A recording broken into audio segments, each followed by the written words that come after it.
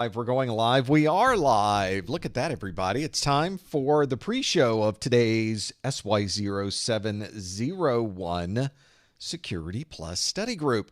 I'm getting things together here in the studio. We will start in approximately 10 minutes. I do not need to see a picture of me doing what this is that I am doing, because I can see many pictures of me. We are checking cameras. These all look good. We are recording. You can barely see the Cylons down there anymore. That camera is just way up there, isn't it? Streaming looks pretty good. We are in good shape so far today. Internet is playing nicely with us. Thank you, Internet. Hey, chat room. Hey, everybody. Thanks for being here. Folks are already checking in from around the world, not only at this link, professormesser.com/QA, where you can put your virtual pin in our world map. It has to be, it's somewhere up there. You can put it somewhere over there. We don't double check these things. This is really for our own amusement to figure it out. But it would be nice if you put it where you happened to be. I can zoom in and out of this and get a little bit of a better view of what's happening. Hello, chat room. Folks checking in from Colorado and the UK and Maryland. My Maryland is here. Pensacola, Florida, back again. Welcome back. It's been a busy time in Florida this season. The summer season is the rainy season, especially in the afternoons. Not as much in North Florida, but it still hits in North Florida, which is where Pensacola is. We've got folks in the Philippines and Houston. Oman is here. Indianapolis, more Maryland. There's Sacramento. Early for you folks. Good morning. Thanks for joining us.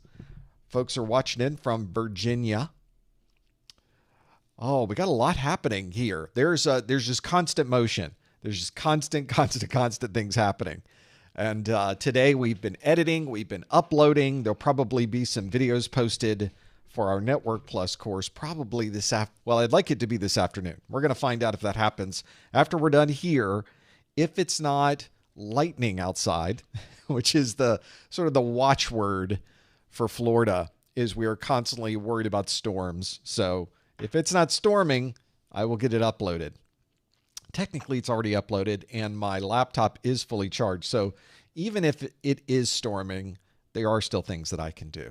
Let's make sure that all of these cameras are up and running. They all look pretty good. Let's check our graphic. That looks good. It is July, so that all worked out. So far, so good. Now, there's got to be something here that I'm missing or forgotten. We'll figure it out in a bit. We figure it out when we're live, right? We'll figure out. Atlanta's checking in. There's Philly. We got folks in Alberta, Tucson, Arizona, Washington. We're not sure which one is here. We got Kansas City, Mo. We got South Africa, San Antonio, Texas, the Barbados, or just Barbados, not the Barbados, not like the Ohio State University. It's Barbados. Santiago de Chile is here. Thanks for being here. New Jersey checking in. DC is here. Barcelona is here. Nigeria, Malaysia, Albany, New York, which is different than Albany, Georgia.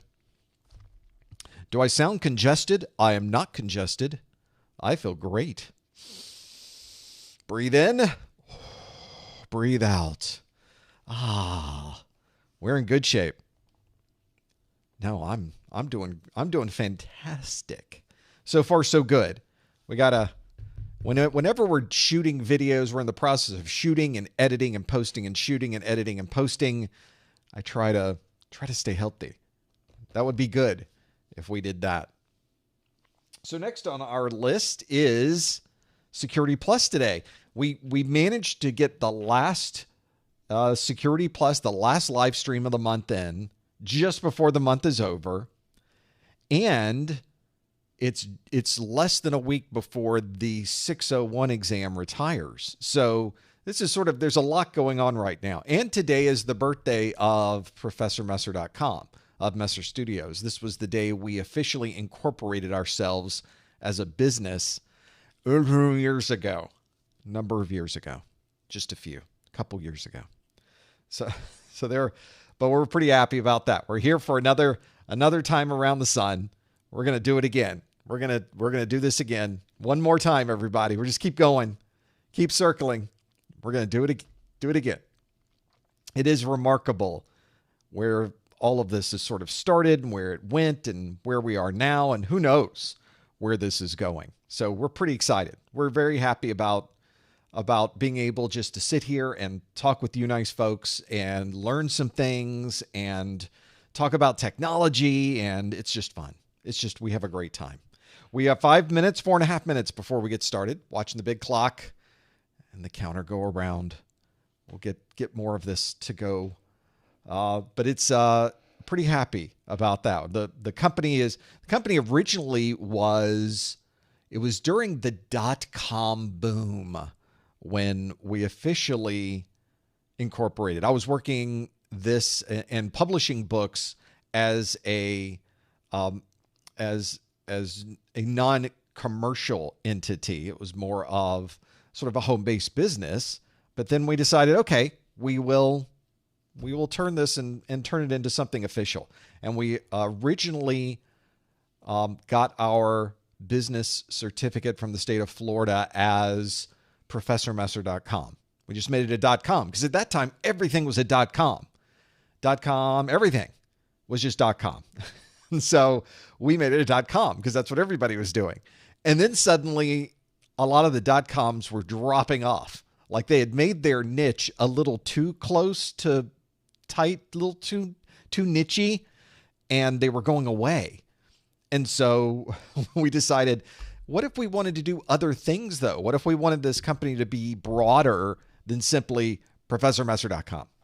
So we didn't change it dramatically, but we turned it into just Messer Studios, which is a nice generic name that talks about what we do, but it gives us some flexibility to do other things as well. Did we ever take advantage of that? Well, we could. Sorta, not really. We could still call it ProfessorMesser.com. And in many ways we do, because that's our primary domain that everybody focuses on, but it doesn't have to be that.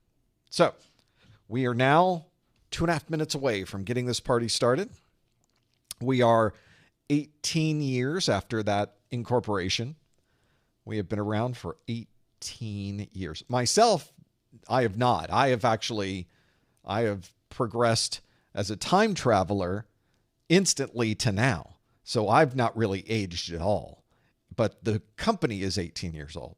See how that works? See how that happens? It just goes by. You have to wonder, where did that happen? How did those things occur? But it's kind of fun to look back and see where we sort of started with this whole idea. And what's great is that when we started this endeavor, which was, can we get people a job or get them a better job and make all of this free? We thought, how could we do it? How is it possible that we could make that happen? And we made it happen. So I'm so pleased that we were able to make it happen. And I'm so pleased that we're still here doing this, which is even more fun. It's crazy to think about.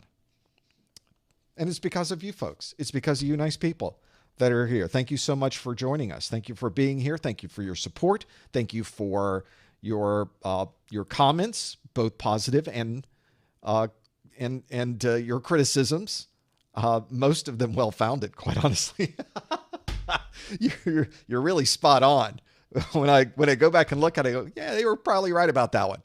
This certainly was. All right, we are about a minute to go before we get things started. Let's get our laptop focusing on me a little bit more. Do I have my circle up on the screen? I do not. So I need my circle. I need my yellow circle. There it is. Okay. Now we're in good shape. Now we can make this happen. Now we can get these going. 30 seconds. We'll do one final check. Let's turn off that. We got one open there. We got cameras looking good. Everybody is on. I've got my Do Not Disturb is turned on already. I've already done the podcast intro. Yeah, I think we're in pretty good shape. I think we're in super good shape. I'm looking forward to seeing how we do with these questions today, because it really took me a while to finally get the questions ready to go. But now we are. Let's see if we can bring up our keynote. Let's get a green light on the keynote. Green light, green light. Green light, green light. Click. That's what we want. It's time for a live stream, everybody. Here we go. Hello, everyone. Welcome to the July 2024 Professor Messer SY0-701 Security Plus Study Group. This is the study group where I ask you questions that come directly from the CompTIA exam objectives. We get to see how well you happen to know these objectives, which means that during this live stream, if you are indeed here live, you will be able to participate with us. You'll be able to vote on what you think the best answer is for some of these questions and see how well you do. Now, if you're not here live, you can still join us and follow along. You won't be able to plug it in on the internet side, but you can see what everybody else is putting in, which is sometimes interesting as well. If you would like to participate live, pop open a new browser window, head over to professormesser.com/QA.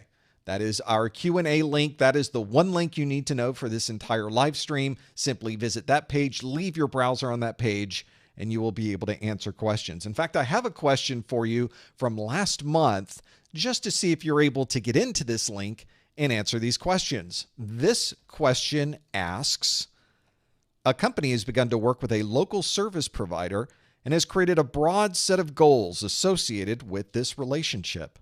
Which of the following would best describe this document? Our rule when we are answering these questions, by the way, is to answer them. And in that link that you see on your screen, please no answers in the chat room. Please no hints in the chat room. That's kind of our standing rule. The possible answers here are NDA, SOW, SLA, MSA, or MOU. We've got all acronyms to choose from. A company's begun to work with a local service provider and has created a broad set of goals associated with this relationship. Which of the following would best describe this document? Is it NDA, SOW, SLA, MSA, or MOU? Now, if you think you know the answer, you go to professormesser.com/QA and lock in your answer. Again, please no answers in the chat room. Please no hints in the chat room. We will come back to this question in just a moment because I have more questions that we need to have answered before we get to that point. A number of interesting things going on too, and we'll talk about this. Thank you, by the way, for joining us. We can't do these live streams without somebody answering these questions, but I would like to remind you that when we are not here doing a live stream, there's always something going on. If you want to have access to all of our videos, every single minute of all of our training videos are available for you to watch free online on our YouTube channel. You can find those at professormesser.com/YouTube. And if you wanted to thumbs up or even subscribe to the channel, that would be a perfect place to do it. Don't forget about our weekly pop quiz questions that are over on the Twitter. You can find those at professormesser.com/Twitter. That's what it used to be called, so that's what we're still calling it. I'll have to make a /X here eventually. Once it gets ingrained into my brain that that's the name of it, which will only be, what, another 9 months, 6 months, a year, whatever it is. And we have our weekly pop quiz questions also available on Instagram. Go to professormesser.com/Instagram for those. Now, for those of you that have been watching the Security Plus exams, you've been tracking the different versions of the Security Plus exams, you probably are aware that currently there are 2 different Security Plus exams that you could take. One of those exams is numbered the SY0-601. This was an exam that was released in 2020, way back in the day, as they say on the internet, and it will be retired on July 31st of 2024. Record scratching noise. What? Less than a week? That's correct. So that is an important date for everyone who is planning to take the SY0-601 exam. We're here now. This is it. And another thing to keep in mind, of course, is that retirement date, that's the last day you can take that 601 exam. You will probably want to schedule this perhaps a day or more before, because you could reschedule the exam if there's availability. Just depends on what the available spots are to be able to do this. But that will be very difficult to do. It gets very busy that last week that an exam is available. So you will want to schedule and set your timing for that accordingly. Make sure you check on that. So after July 31st, you will no longer be able to take the SY0-601 exam. That's an important thing to remember. It is a single exam. It's 90 minutes in length. You could get a maximum of 90 questions. You might get fewer than 90 questions. The passing score for this exam is a 750 on a scale from 100 to 900. And you will get on the exam different types of questions. You'll get multiple choice-based questions, but you'll also get performance-based questions. And we'll talk about what performance-based questions are in just a bit. There is a new version of the Security+ exam that has been out since November the 7th. So it's already been out about 6-7 months already. This is one that people have already taken. They've already earned their Security+ certification by taking the 701 exam. What's important about this version of the exam is that its estimated retirement is May of 2027. So as we sit here in July of 2024, you can see that we have plenty of time before this particular exam version goes away. So if you have been studying for the 601 and for some reason you're not able to make that deadline that happens in just a few days where that exam is retired, then you will need to switch your efforts over to the 701 to be able to continue your Security+ studies. Everything else about this exam is the same. It's still one exam. It's still 90 minutes. It's still a passing score of 750, and it is effectively the same format as the 601. It's just updated with different exam objectives. So that is the important part of this. All the questions that we talk about today will be specific to the 701 exam objectives. We switched over to the 701 a number of months ago. So you may want to go back, if you are studying for the 601, go back to our 601 study group replays on our YouTube channel. There's 3 years of them out there for you to cover that cover everything in those exam objectives. So that might be a good place to go if you're doing some last minute studies so that you can take this exam before it is retired. This is also a challenge. People say, which exam do you take? Well, at this point, you're probably going to be taking the 701 unless you have already been studying for many months and you're trying to get that 601 done. This happens every time there is an exam retirement. There's a big rush right at the end to try to get the final studies in and get that exam done. And I absolutely wish the best for everyone who's working their way towards that. A lot of you are going to earn your certification, earn and get it with the 601. You will be certified for 3 years once you earn that certification. So it's the same as if you were to take the 701 exam, you're still certified for 3 years. Nothing is really different about any one of those. Now, we do have a lot of study materials on our website that can help you. We also have additional study materials that you could pull from. We have our course notes, our practice exams. We have downloadable audio, downloadable video, and so much more. You can find out more about this on our website at professormesser.com/701SB. And we are still providing 601 study materials out there as well for those of you trying to get those last minute studies in. There aren't a lot of you left still doing that. I think pretty much everyone has their study materials at this point, but if you do need something at that last minute, we still have those available on our site as well. This live stream will be archived on YouTube and available immediately after we're done today. I also create an audio-only podcast version of this, so if you have a podcast listening program, you can add this to your app at professormesser.com/podcast. If you're on one of the big streaming services that also provide podcasts, like Spotify, for example, you can simply look for Professor Messer and we'll show up on Spotify or whatever your favorite streaming service might be. And if we're not on your service, please let me know and I'll see if I can't get us over on that service as well. Our study group today will be archived on YouTube. You'll see that. And about a day after that, you will start to see, almost like magic, there will be timestamps added to the YouTube video description. Those timestamps don't happen really magically. To me, they're magic, but in reality, it's the hard work of my marketing manager, Lori. Hi, Lori. She's going through this entire replay and putting timestamps in so that you can find the information you need later. You can go back to any of our study groups for years and find these timestamps and find the information, exactly the information that you happen to be looking for. So this is not AI. This is not any of those horribly put together, inaccurate, nonsensical AI timestamps that I sometimes will see in the comments. And you'll notice that none of those are in any of our videos because I delete them immediately because they're always wrong. Instead, you need a human being to do things like that, and we have the best kind. Lori does a fantastic job with these and helps you find exactly what you're looking for. We also have a chat room, and when we're done here, I'll be over in our Discord. You should join us too over at professormesser.com/Discord.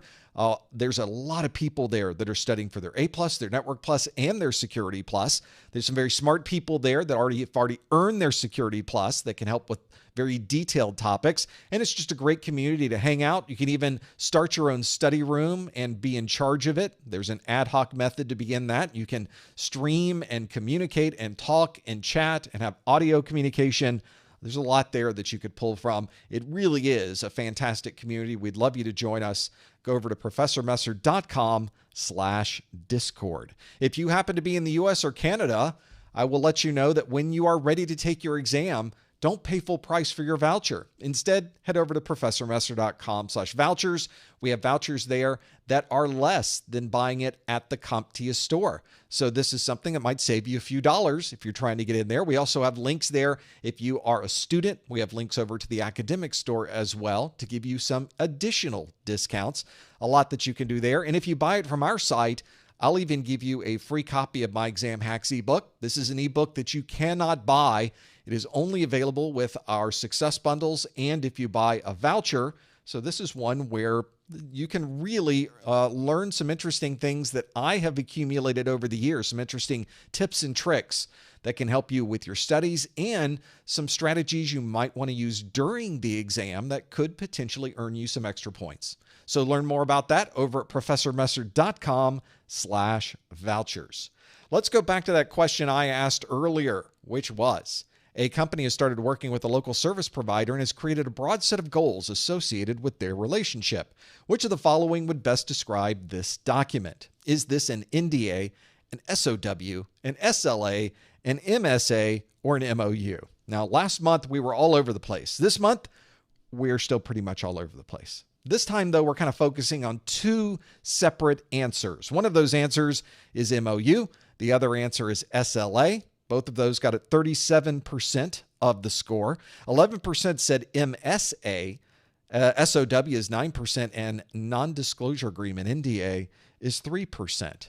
Well, if you are creating a broad set of goals, something that would be sort of a big, large perspective of where our companies would like to go into the future, then you do not want to have something that is very specific, like a service level agreement. A service level agreement is a set of very precise and specific goals and objectives, and often even include penalties for not meeting those particular service levels. This is commonly done with service providers. We would often have service level agreements set up in our contract with a wide area network provider, and we would tell them the wide area network needs to be up 99.999% of the time, and if it's not up in that percentage, then we get some money back on our monthly bill.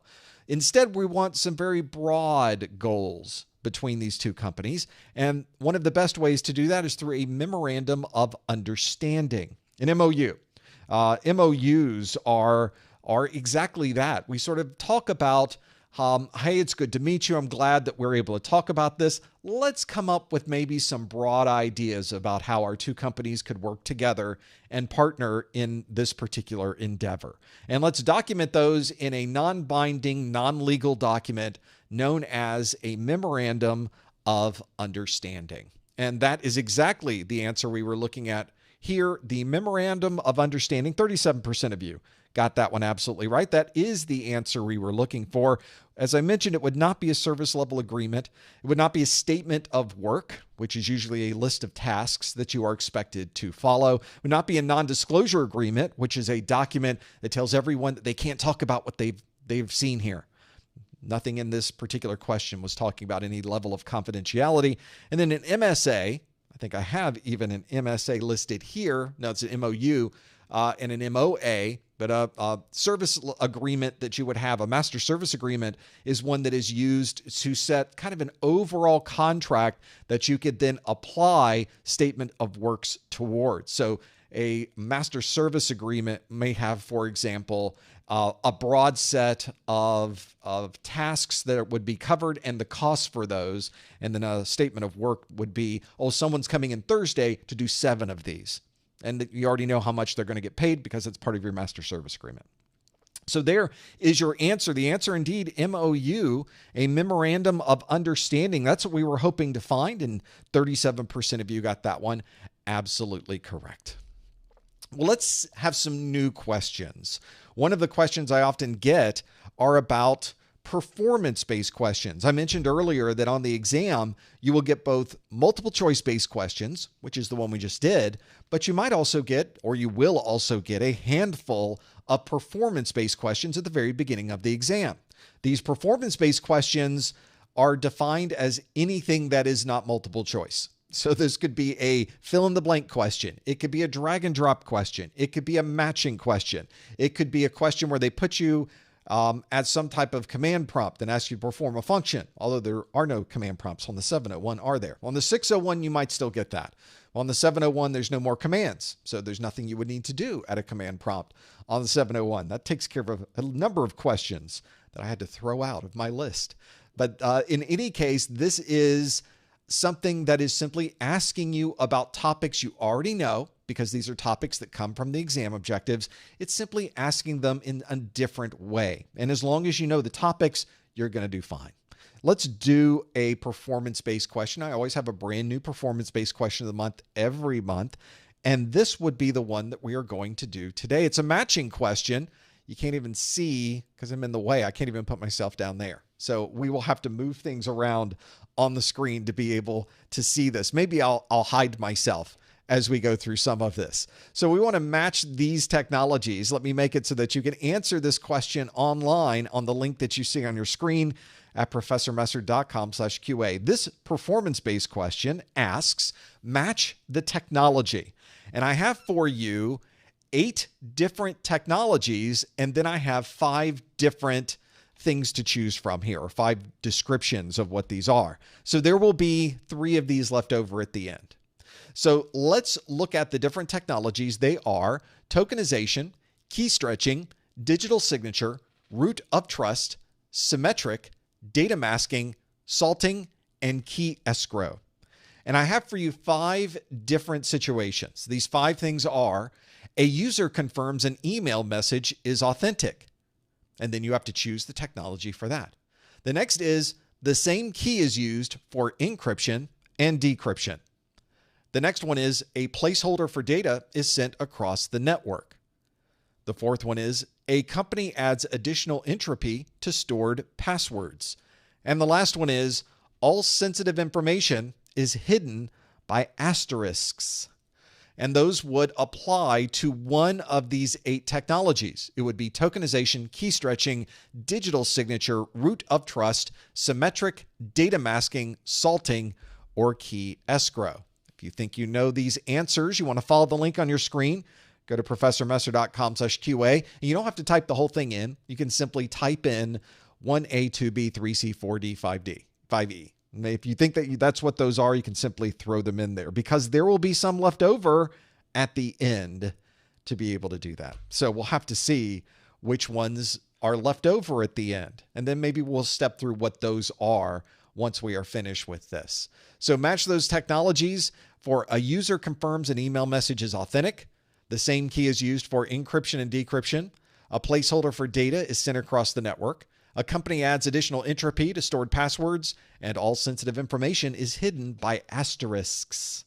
And of course, we have tokenization, key stretching, digital signature, root of trust, symmetric, data masking, salting, and key escrow.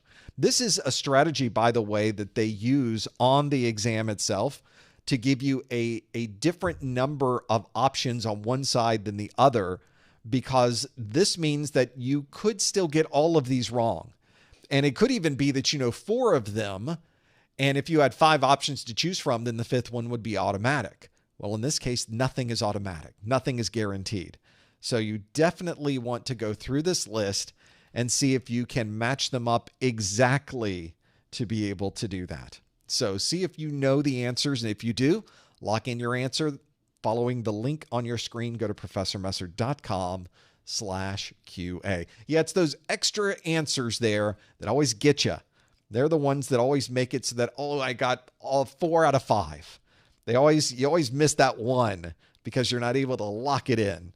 That is the strategy you will absolutely see on an exam. I don't know about absolute, but it is certainly a very, very common method to present information and questions on the exam, and another great way to approach the idea of expectations for the exam. That's another part of what we are doing, is giving you more of a feel and a style of some of the actual exam situations. You know, it may not be this exact content because I write the content myself, but it will absolutely have a similar feel, a similar style, a similar approach to what they would do on the exam, because I want to prepare you for those. The worst thing is to walk into an exam and you suddenly are hit with things you weren't expecting. So you should now already know, oh, I'm going to get a few performance-based questions at the beginning, expectation covered, and the questions themselves may not be the same number of options on either side. Another expectation that you need to focus in on. And we'll talk in a moment, do you even get partial credit for these? Well, we'll talk about that too, and what CompTIA thinks about partial credit. We'll see how well you do. Don't worry about partial credit. You're going to get all of them right. So you don't have to worry. There is no partial with you. It is absolutely what you need to know. So let's see how you did with this one. Let's step through each one of these, and we're going to match these technologies. We'll start with the first one, which says a user confirms an email message is authentic. One of the ways that you can do that, especially, or one of the only ways in this list that you would be able to do that, is by using a digital signature. That is a very, very common way to confirm a message is authentic. We often refer to this authentication as a non-repudiation, which takes it kind of an extra level, if you will. Not only can you confirm that this message really came from that person and that the information within that message has not been modified, with the digital signature, anyone can confirm that that message came from that person and the contents of the message were not changed. So a lot of great capabilities in a digital signature that you could take advantage of.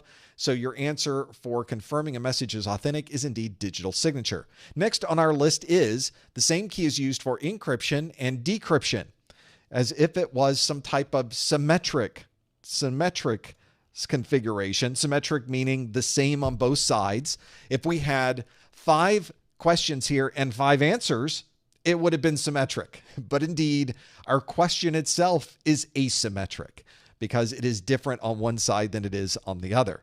But if everyone is using the same key to encrypt and decrypt, we refer to that as symmetric encryption. Next on our list is a placeholder for data is sent across the network. So we're not sending the actual data, we're sending a placeholder for the data, and we refer to that as tokenization. The placeholder is a token. It is a holding spot. So instead of sending, for example, a credit card number across the network, let's send a token of that credit card number, something we would use one time. And once it is used, that token can be discarded. The transaction has worked properly. And now if somebody does gain access to that token somehow, they were sitting in the middle of the conversation and they were somehow able to get their hands on that token, and then they tried to use it, it would be worthless to them because the token is only good one time. That is one of the many ways that tokenization can be implemented. And that's the perspective we were having here too. That placeholder for data, that placeholder is the token. Fourth on our list is a company adds additional entropy to stored passwords. And one way that you can make passwords even more complex, even more random, that is the idea of entropy, is by adding additional information to the password. And we refer to that additional information as salt. Salt is how we would add additional details to some type of data to make it more randomized. Salt is one of the many ways that you could do this. There's other techniques in cryptography that add randomization to a particular environment, algorithm, or situation. And in the case of passwords, we often refer to this as salt. And finally, all sensitive information is hidden by asterisks. You might often see this if you have a receipt. You can look at the receipt and you'll notice your credit card number is not listed on the receipt. It's a bunch of asterisks. And and maybe the last 4 digits of your credit card number happens to be there. That would be a masking of the data. Data masking is what we were looking for. And if you are someone who has looked at a receipt, you know what receipts are? Have we got receipts? So you can look at your receipt and see that that credit card number no longer on there. Back in the day, we did not do any type of data masking with these receipts. You would go to purchase something. They would take your credit card. They would put it in a machine. They would go chunk chunk. They would literally take an embossment of the card itself. That's why you used to have the cards used to have that raised lettering on them, because we would put them into a machine that would effectively take a credit card, a carbon copy of it across there. Very non-technical and extremely insecure, because all of your credit card information was there for anyone to see. Well, we don't do that any longer. We mask that information in some form, most of the time with an asterisk, so that nobody can see it. Well, that means the things that were left over were key stretching, root of trust, and key escrow. Key stretching is commonly used to take an existing key and make it stronger, usually by performing a number of standard steps to it. Maybe it's by using the key multiple times. Lots of ways that you can make a key stronger, and lots of very well-established algorithms to be able to do that. And when we make that key stronger without actually increasing the size of the key, we're stretching it out. So that's exactly what we would choose there, key stretching. Root of trust is a cryptographic concept where you have to start trust somewhere. The entire basis for cryptography and for confidentiality on our networks today is trust. When you connect to the Professor Messer website and you're putting in your credit card information and you're purchasing something, you're trusting that is the right website that you're on. It is a legitimate website. It is the website that I have established, and that the processes behind the scenes are those that are as secure as humanly possible. And indeed they are in the case of ProfessorMesser.com. But you don't know that. You have to trust that. So how do you provide that trust? Well, because I have a cryptography method. I have a set of keys. I have a certificate on my web server that has been verified by a third party that your browser trusts. So that is a type of root of trust. We go back to the root of that trust to determine where that came from. Similar idea with other types of encryptions. PGP uses a root of trust. Your computer system has hardware inside of it with an HSM, with a number of different, well, in your phone, for instance, you have a secure enclave or some other type of security component, security chip inside of your mobile device. That is the root of trust of that device. So it's a very broad term, but it describes where we get this trust from ultimately for this particular task that we are performing. And then lastly, we have key escrow. Key escrow is a way that you could have a third party hold or keep track or maintain a set of, in many cases, security keys. So if you want to put the keys in a third party so that nobody can access this data until suddenly we need access to the data, well, we can't view that data. We have to go to the third party, at which point everybody knows we're looking at the data. This is by design. That's one of the many ways we use key escrows. There's lots of ways to implement key escrow and have it used in a way that makes sense in today's complex world of cryptography, but it is a valuable tool for those of us that need that level of third-party oversight with some of the tasks that we are doing. So those are the technologies that we have here. A user confirming that an email message is authentic is a digital signature. Same key used for encryption and decryption is symmetric. A placeholder for data sent across the network is tokenization. A company adds additional entropy to stored passwords is salting. And all sensitive information by asterisks is data masking. Now, one of the questions that was asked earlier is that you could have gotten some of these right and some of these wrong. So would you get partial credit on this? Well, partial credit, good example, partial credit is something that comes up all the time. I would give partial credit, but I'm not the one grading your exam. Fortunately, CompTIA does have a frequently asked questions file on their website, which specifically says, do you get partial credit for a performance-based question? And they say in the answer to that frequently asked question, sometimes we do, and sometimes we don't. And we're never going to tell you when we do, and we're never going to tell you when we don't. So we effectively know that in some cases they do, but we will just never know if it's one for us. So it's kind of a non-answer. It's an answer, non-answer.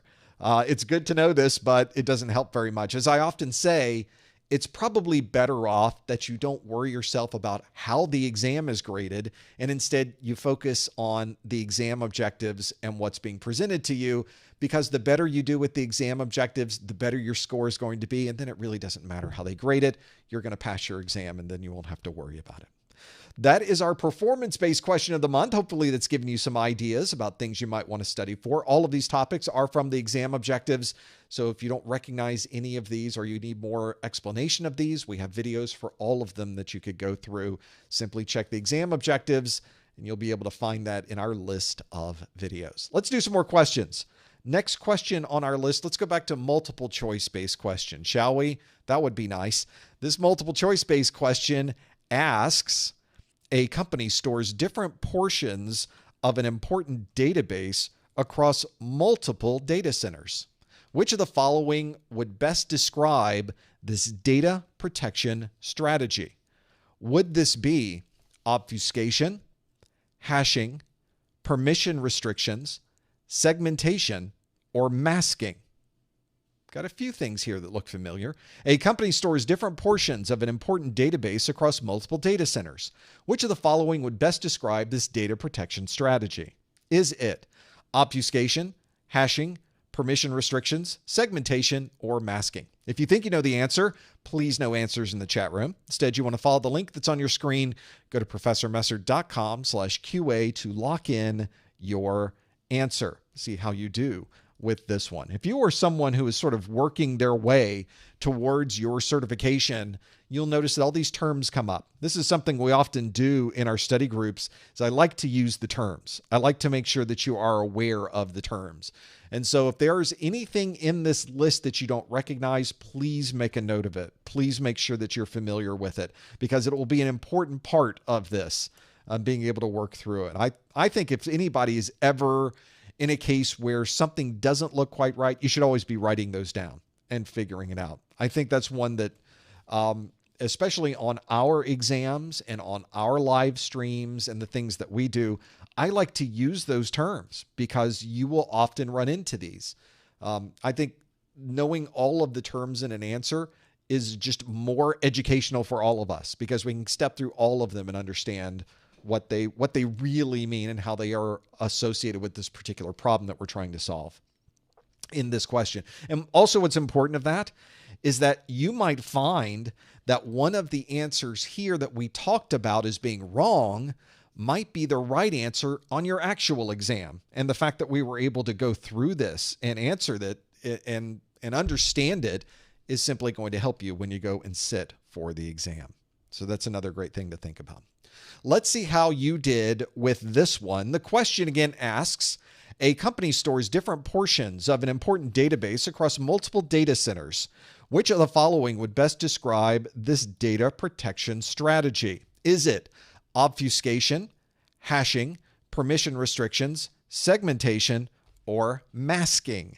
A lot of these we talked about, and indeed here, since we already knew what hashing was, we're already familiar with masking, we've got lots to go through there. You can see that 90% of you have answered segmentation. That's the answer that you gave for this one. Segmentation was this. Now, why would segmentation be this and not something like hashing? Why would it not be permission restrictions? Well, it's because segmentation is exactly the strategy we might want to use to be able to keep things up and running, because we can take data and separate it out to different parts of the network, to different locations, into different databases.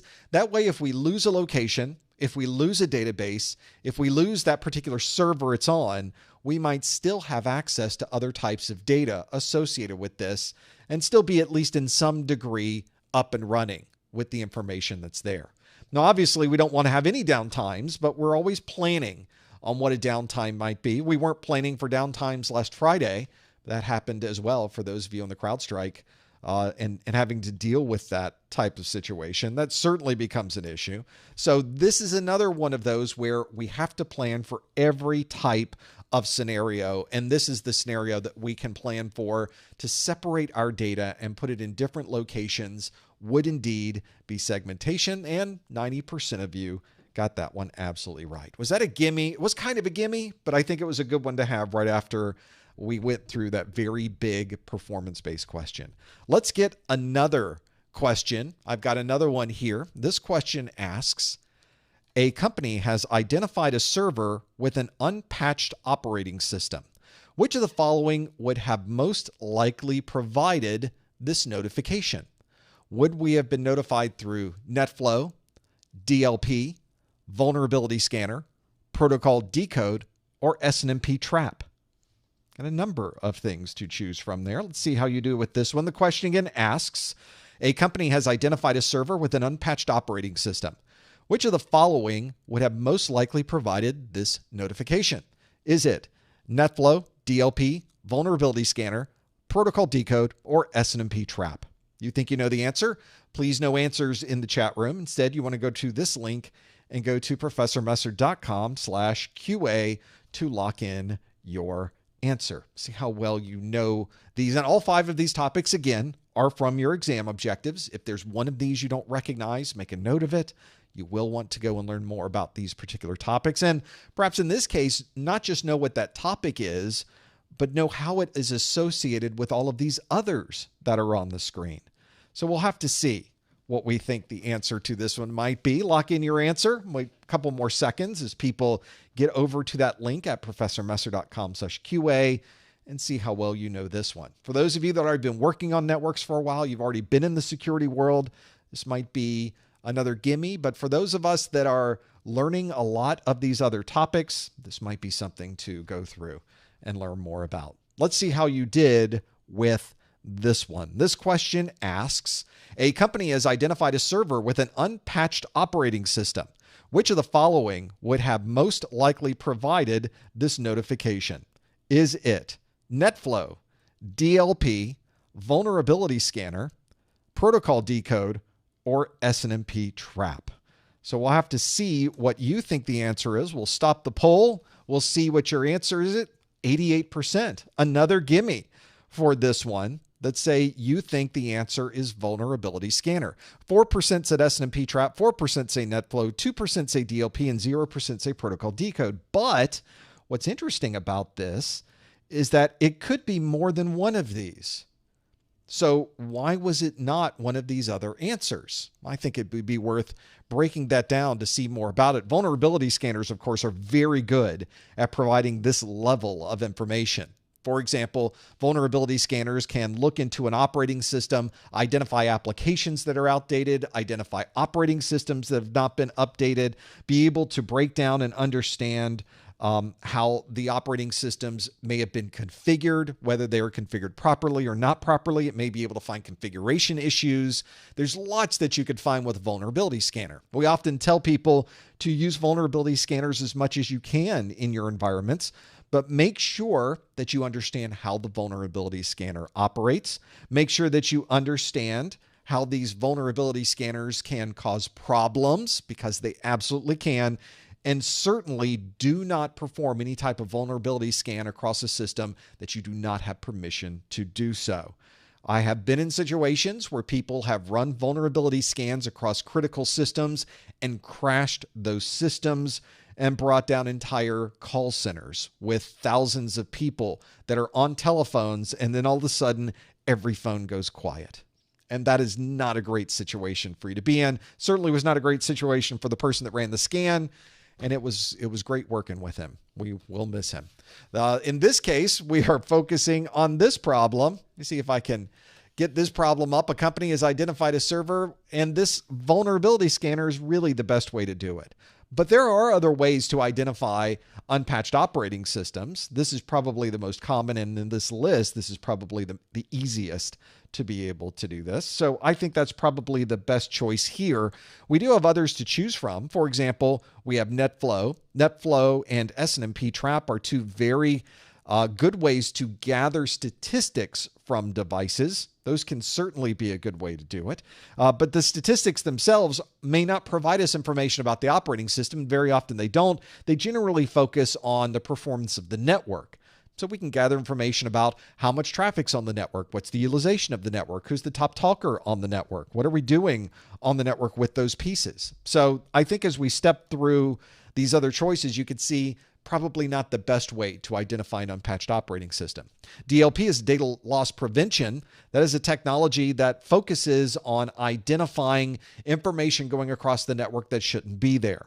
And generally, something like an unpatched operating system is not something that is sent across the network. Therefore, a DLP, an IPS, a firewall, they just aren't able to see that in an operating system.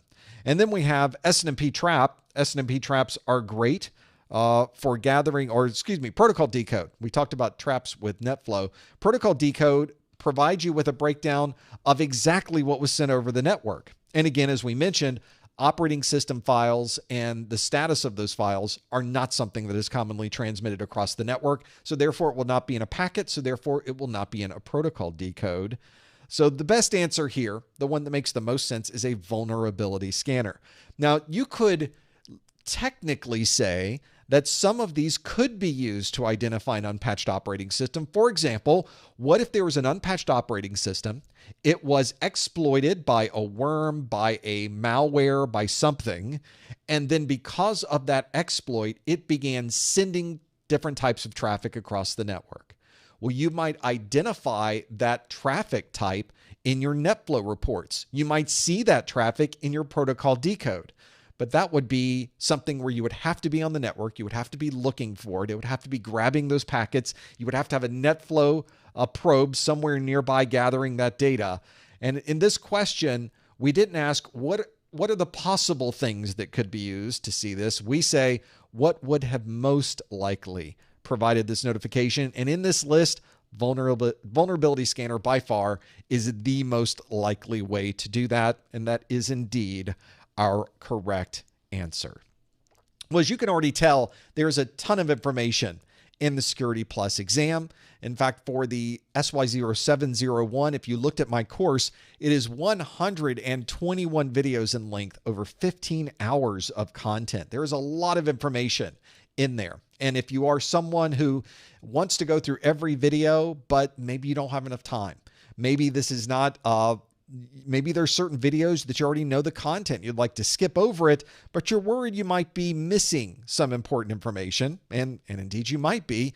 You might want to look into my course notes. My course notes are a set of notes where I take all of the text, all of the important charts, all of the graphics that you want to know, and I put them into one single document. These are my course notes. They tell you everything about that particular video, and they're separated out video by video by video. So you can either look at this after you watch the videos or while you are watching these videos. This is the digital PDF version that you see on your screen here. I also have a physical version of the same course notes. It's obviously the same book, but it's printed out, something you could take in book form, which for many people, they prefer reading it in that physical book form made of dead trees. That's what we do here, is we take the trees and we make the books, and then we make some more trees.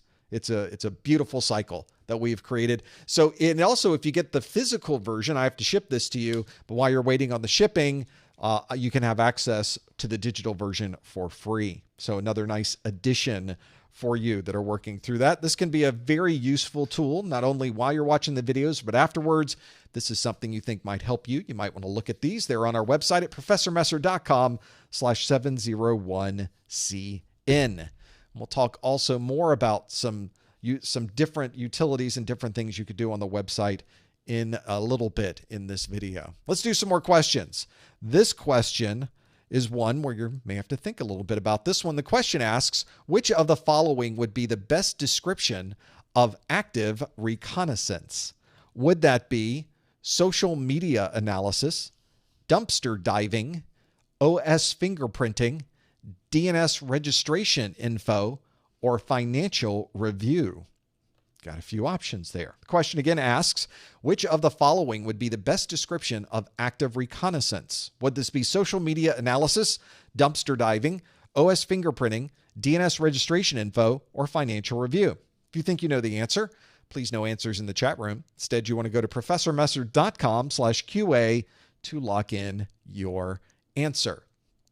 We'll try to make them a little bit harder as we go through this list. Now we need to read through all of them to make the best determination of this answer, because that's the way this question happens to be posed, would be the best description of this particular one. Let's see if you can really focus in on what you think the answer might be. I think we could still do very, very well on this question. We just have to read through every answer. We have to interpret every answer, and then we have to make a determination on if that really is the best description.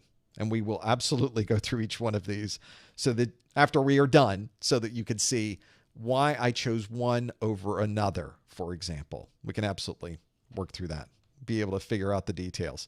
So see if you know the answer. You can always lock it in by going to professormesser.com/QA. Please no answers in the chat room. Please no hints in the chat room. Instead, follow the link on your screen. It's right here, professormesser.com/QA. I'll only say it another 100 or 200 times. You'll be so tired of me saying it when we're done today. I'm so sorry. I apologize in advance for the many, many times that I get to say these things. I do see your emails and your messages, the comments on videos, especially when we have a video about backup. I think I say backup 150 times. And everybody at the end has said, we get it. We get it. It's backup. I know. I'm sorry. It's hard to talk about backups and not say the word backup. It's hard to talk about this live stream and not say professormesser.com/QA. So we'll have to figure it out. So that's our next step, is figuring it out. So let's see how we do with this one. A number of you have locked in your answer. So let's see how you did on this one. What did you choose? Which of the following would be the best description of active reconnaissance? Would this be social media analysis, dumpster diving, OS fingerprinting, DNS registration info, or financial review? We're stopping the poll. Let's see how you did. Oh, we are all over the place on this one. We went from 90% of us knew the right answer, and now we're thinking a lot about what these could be. So let's see if we can break this out. 29% of you say social media analysis. 28% of you say OS fingerprinting. 26% of you say dumpster diving. 12% of you say DNS registration info. And last one says 2% say financial review. Wouldn't it be great if it was that one? But it is not. So let's kind of break out and understand a little bit more about these as we sort of try to get an understanding of what we're asking for. And then let's start breaking down what these fit into. So the real key to this question was active reconnaissance. That was the big topic that we were trying to focus on. And this is one where we are going to find information. We are doing reconnaissance. That's the main part of this. And if you are someone who is really focusing on hunting down information, especially prior to doing some type of active attack surface understanding, or you're doing a scan of a network, or you want to be able to do more of a penetration test of a network, you may want to gather some extra info. This extra reconnaissance that you are doing. But there's different ways to do reconnaissance. One of the ways that you could do reconnaissance is by not letting anyone know that you're there.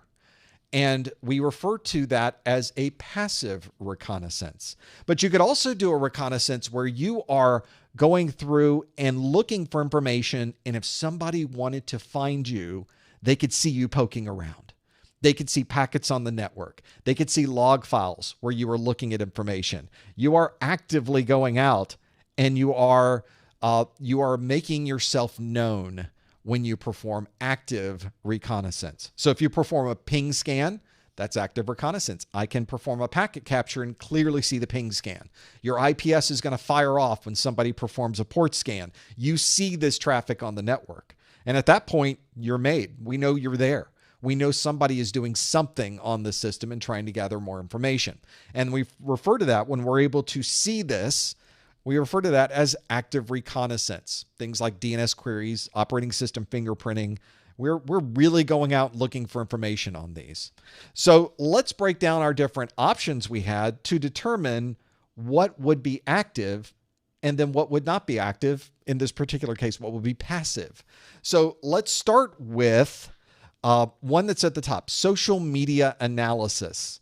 Social media analysis. So if you wanted to gather passively information about me, you could go out to my YouTube channel. You could go out to my Facebook page. You could go gather information about these. But one of the things that is interesting to me is that I can't tell when you do that. Facebook doesn't give me logs. YouTube doesn't give me logs down at an individual level. So anyone in the world can go to my Facebook page, but I have really no idea they were there. All I have is a counter that tells me how many people visited my site, but I have no idea who that was. I have no idea where they're from. So we refer to that as more of a passive reconnaissance. Dumpster diving is not really a way to easily know what's there. I think technically I could put that almost into any category, but quite honestly, most companies don't care about who goes through their garbage. And in fact, dumpster diving can be done outside the scope of a company. You could wait until the garbage is taken away and then go through the garbage. So it really is not active reconnaissance there either. Now, if the dumpster is in the company's back facility and they have a fence around it and they have cameras on it, and then you go into the dumpster to find data, maybe we could put that into the active reconnaissance, but that's such an unusual scenario that I don't know if I would say that it is the best description given all of these things that are here. So let's keep going through this list. DNS registration info. Many of you that have purchased a domain name know that the registration info is public. And in fact, you may have even gone through and looked at a who is that's the term we use to be able to investigate and pull down information about someone's registration info. So you could perform a who is of professormesser.com. But that who is a separate database maintained by the person I bought or the organization I bought the domain from. I have no idea if you're looking at that database. And that database usually has information about my name servers, their IP addresses, and then information about the company itself. So that's a really good example of finding information, but I have no idea you did it. So it's very passive. And so we're going to put that in the passive category. Financial reviews are very similar as well. You can go out to finance.google.com. You can go out to finance.yahoo.com. You can go out to MSNBC. You can go out to Bloomberg. You can go out to any of these other financial websites, and you can pull that information about a company. Well, when you do that, the company has no idea you're pulling that information down. So I think that's one of those examples where fits very squarely into the world of passive reconnaissance. Now, the only thing left on this list then is OS fingerprinting. This is a term describing us being able to identify an operating system and the version of that operating system without actually authenticating to that device. But although we're not logging in to that operating system to be able to gain information, we are sending it packets and we are examining the packets that we get back. Different operating systems will respond in different ways. And by examining those very minor differences in the responses that we get from these devices, we can narrow this down to a type of operating system and in some cases, a version of that type of operating system. But that means that we had to send packets across the network. We had to touch that machine, so to speak, with our packets. It had to respond back to us, and therefore, that is a very active process.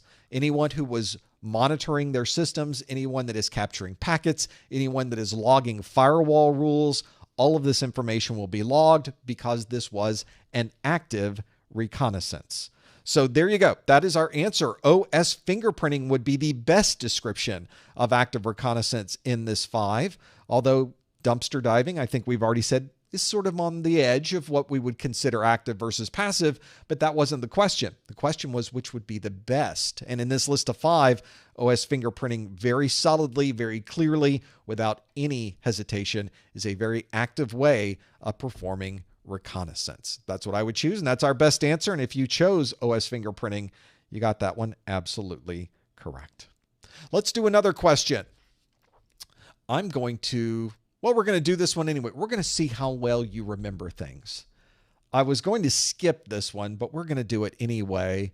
We're going to see if you remember some of the things we talked about earlier and know what the differences are. This question asks, which of the following would be the best description this one says a company has begun to implement key stretching. Which of the following would be most associated with this change? Would it be more complex passwords, secure key storage, stronger encryption, offsite backups, or self-signed certificates? A company has begun to implement key stretching. Which of the following would be most associated with this change?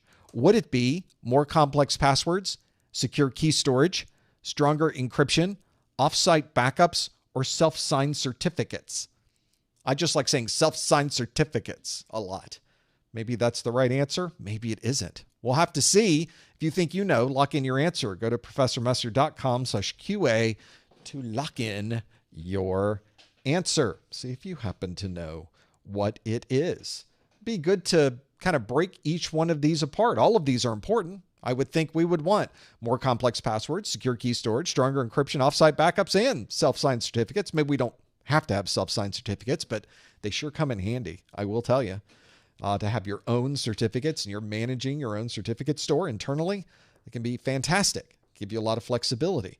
So all of these might be good to have. We need to figure out which one makes sense in this particular scenario. Lock in what you think the answer is, and we will have to see what they are. Could it be? It could be more than one thing, I guess. If we look at this, not really, because the answer, the question requires us to have one big answer. The question says, which of the following would be most associated with this particular change? We want to know. So let's see how well we can pick the most applicable answer and lock it in. Let's see how you did. A company's begun to implement key stretching. Which of the following would be most associated with this change? Would it be more complex passwords, secure key storage, stronger encryption, offsite backups, or self-signed certificates? Let's see what you chose. We'll close the poll, and you can see 56% of you say stronger encryption. 31% say more complex passwords. And then we have 10% that say secure key storage. Then we go down to single digits. 1% say self-signed certificates. Nobody likes the alliteration there. And then 0% say offsite backups. So if we go with the majority here of stronger encryption, we'd be in pretty good shape. We're talking about, of course, key stretching. Here's key stretching. Well, if you have a key and it's not very big and it's kind of weak and you don't have a good way to protect things when you have a weak key. When you have a small key, it makes it very easy to brute force. When you have a weak key or a weak cipher, it makes it very easy for somebody to gain access to that data. So we need to make our keys bigger. We need to make them longer. We need to stretch them. There's different ways to do this. For example, you could hash a password, then hash the hash, and then hash the hash again. So you could go through a number of hashing iterations to make that particular password even stronger. That's certainly a good way to do it. Key stretching is useful there. It's not a common way to do it. It's more of a key strengthening process, but that is a type of key stretching. And then we also have brute force attacks going across these. If we have a very strong key that we have created, then we can make our data much more protected. We can have stronger encryption for both of these. So in many ways, this particular question is really focusing on a couple of different options that are available. And I think we should probably look at our different options we have here, because I think two answers here, like some folks in the chat room are saying, I could go either way on this one. And we probably could, but let's break them apart and see if we think we know what the answers are. So we know, let's skip over our top two. We'll come back to those. We know that secure key storage, although it's certainly important to have key storage, and it's certainly important that that key storage is secure, having key stretching is not directly associated with the storage of keys and how secure they are. So that is a very good example of how you can, of course, make the keys stored safely, but that's not part of key stretching. So we're going to throw that one out of the list. Offsite backups. Nobody thought offsite backups had anything to do with key stretching, and you'd be absolutely correct. That is correct. That is the answer we were talking about. And then self-signed certificates, which are, there is an encryption component to self-signed certificates. There's a hashing component associated with self-signed certificates. So I think in this particular case, although it does have some type of component associated with a key, it's not the best option. It wouldn't be most associated with this change that a company is making by implementing this type of key stretching. That leaves us with two different answers. One that I think is a better answer than the other. We have stronger encryption and more complex passwords. As we've already mentioned, we could use key stretching to make our passwords more secure when they are stored, but it doesn't make the password more complex. So, for example, we gave an example here of storing a password, and we store the password by hashing it, and then we hash it again, and then we hash it again, and then we hash it again. That is certainly a type of stretching of the key. It's certainly making the process much more difficult to reverse engineer and to be able to get back, but it doesn't ultimately make your password stronger. The original password is still the original password. If your password was Ninja1, if your password was 12345, implementing key stretching doesn't somehow make that password better. Doesn't somehow make the password more complex. It does make the storage of the password hash more secure in many ways, if that's how you're implementing it, but not exactly the best way to go about implementing, and certainly would not be most associated with key stretching. The one answer here that should jump right out at you, that you should clearly see, yes, this is what key stretching is used for, is stronger encryption. That's what we would use in this list of things.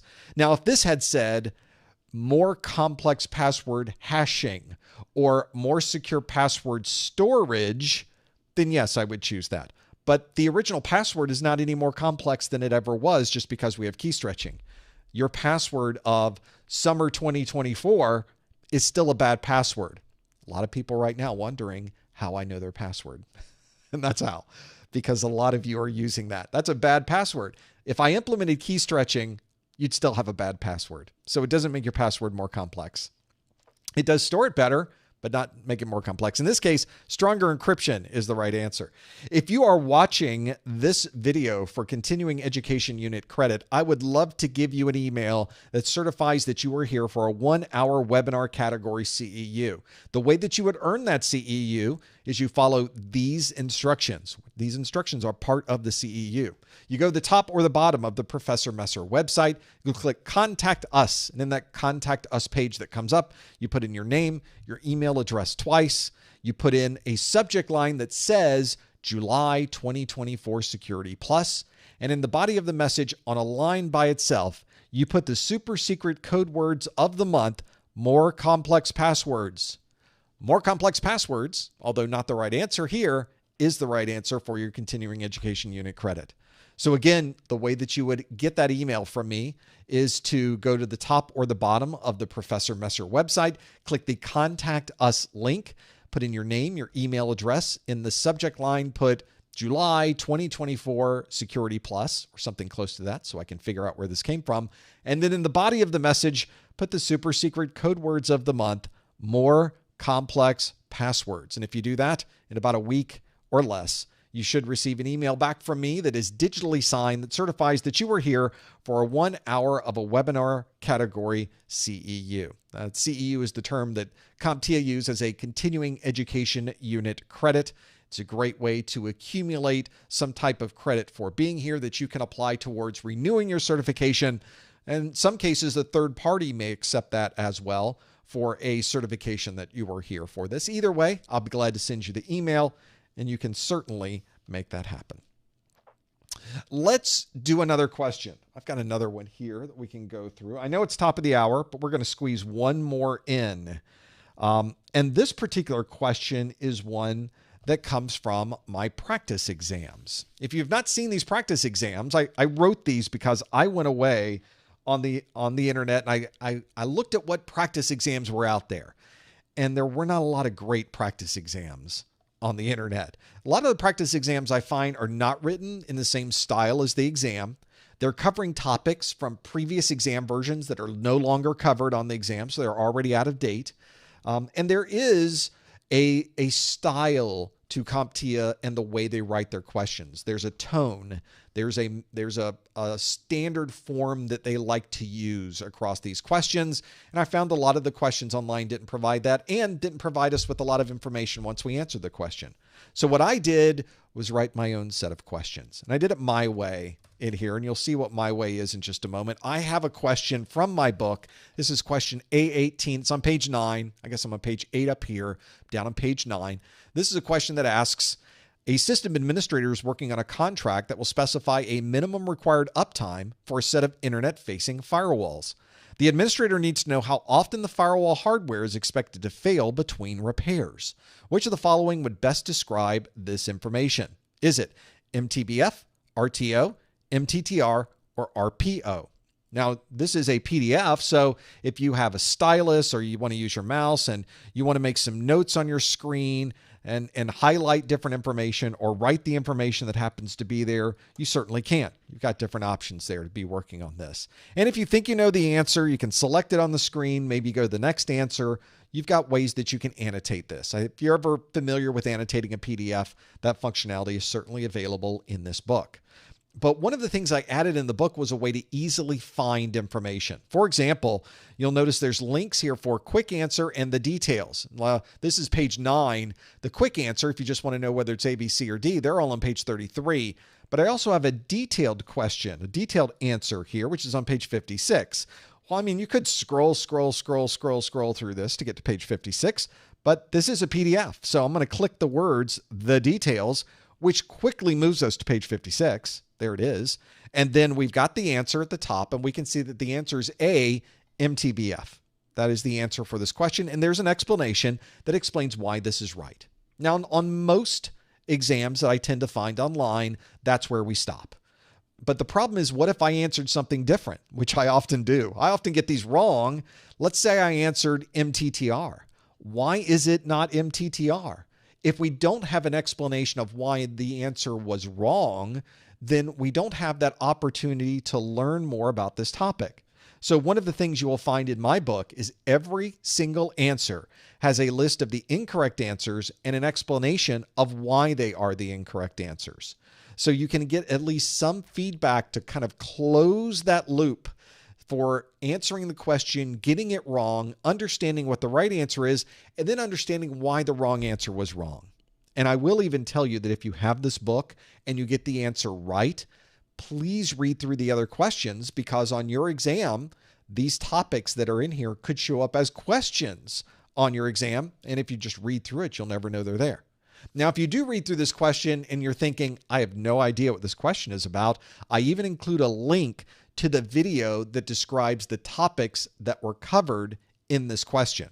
So in this case, it is the SY0-701 Objective 5.2. The name of the video is Business Impact Analysis, and there's either a link that you can type in, you can click on it, or if you have the physical book, because there is also a physical book version of the practice exams, you can put your camera up there on your mobile device, on your phone, and use the QR code and go straight to the video. So plenty of ways that you can keep learning from this book. It's not just a single question.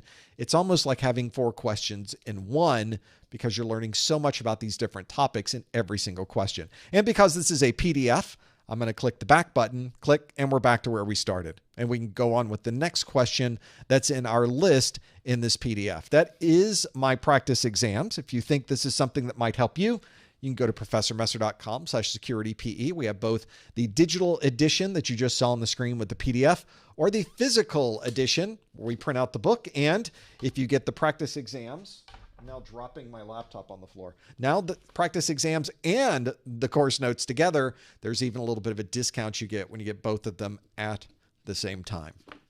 So that might be something that could help you.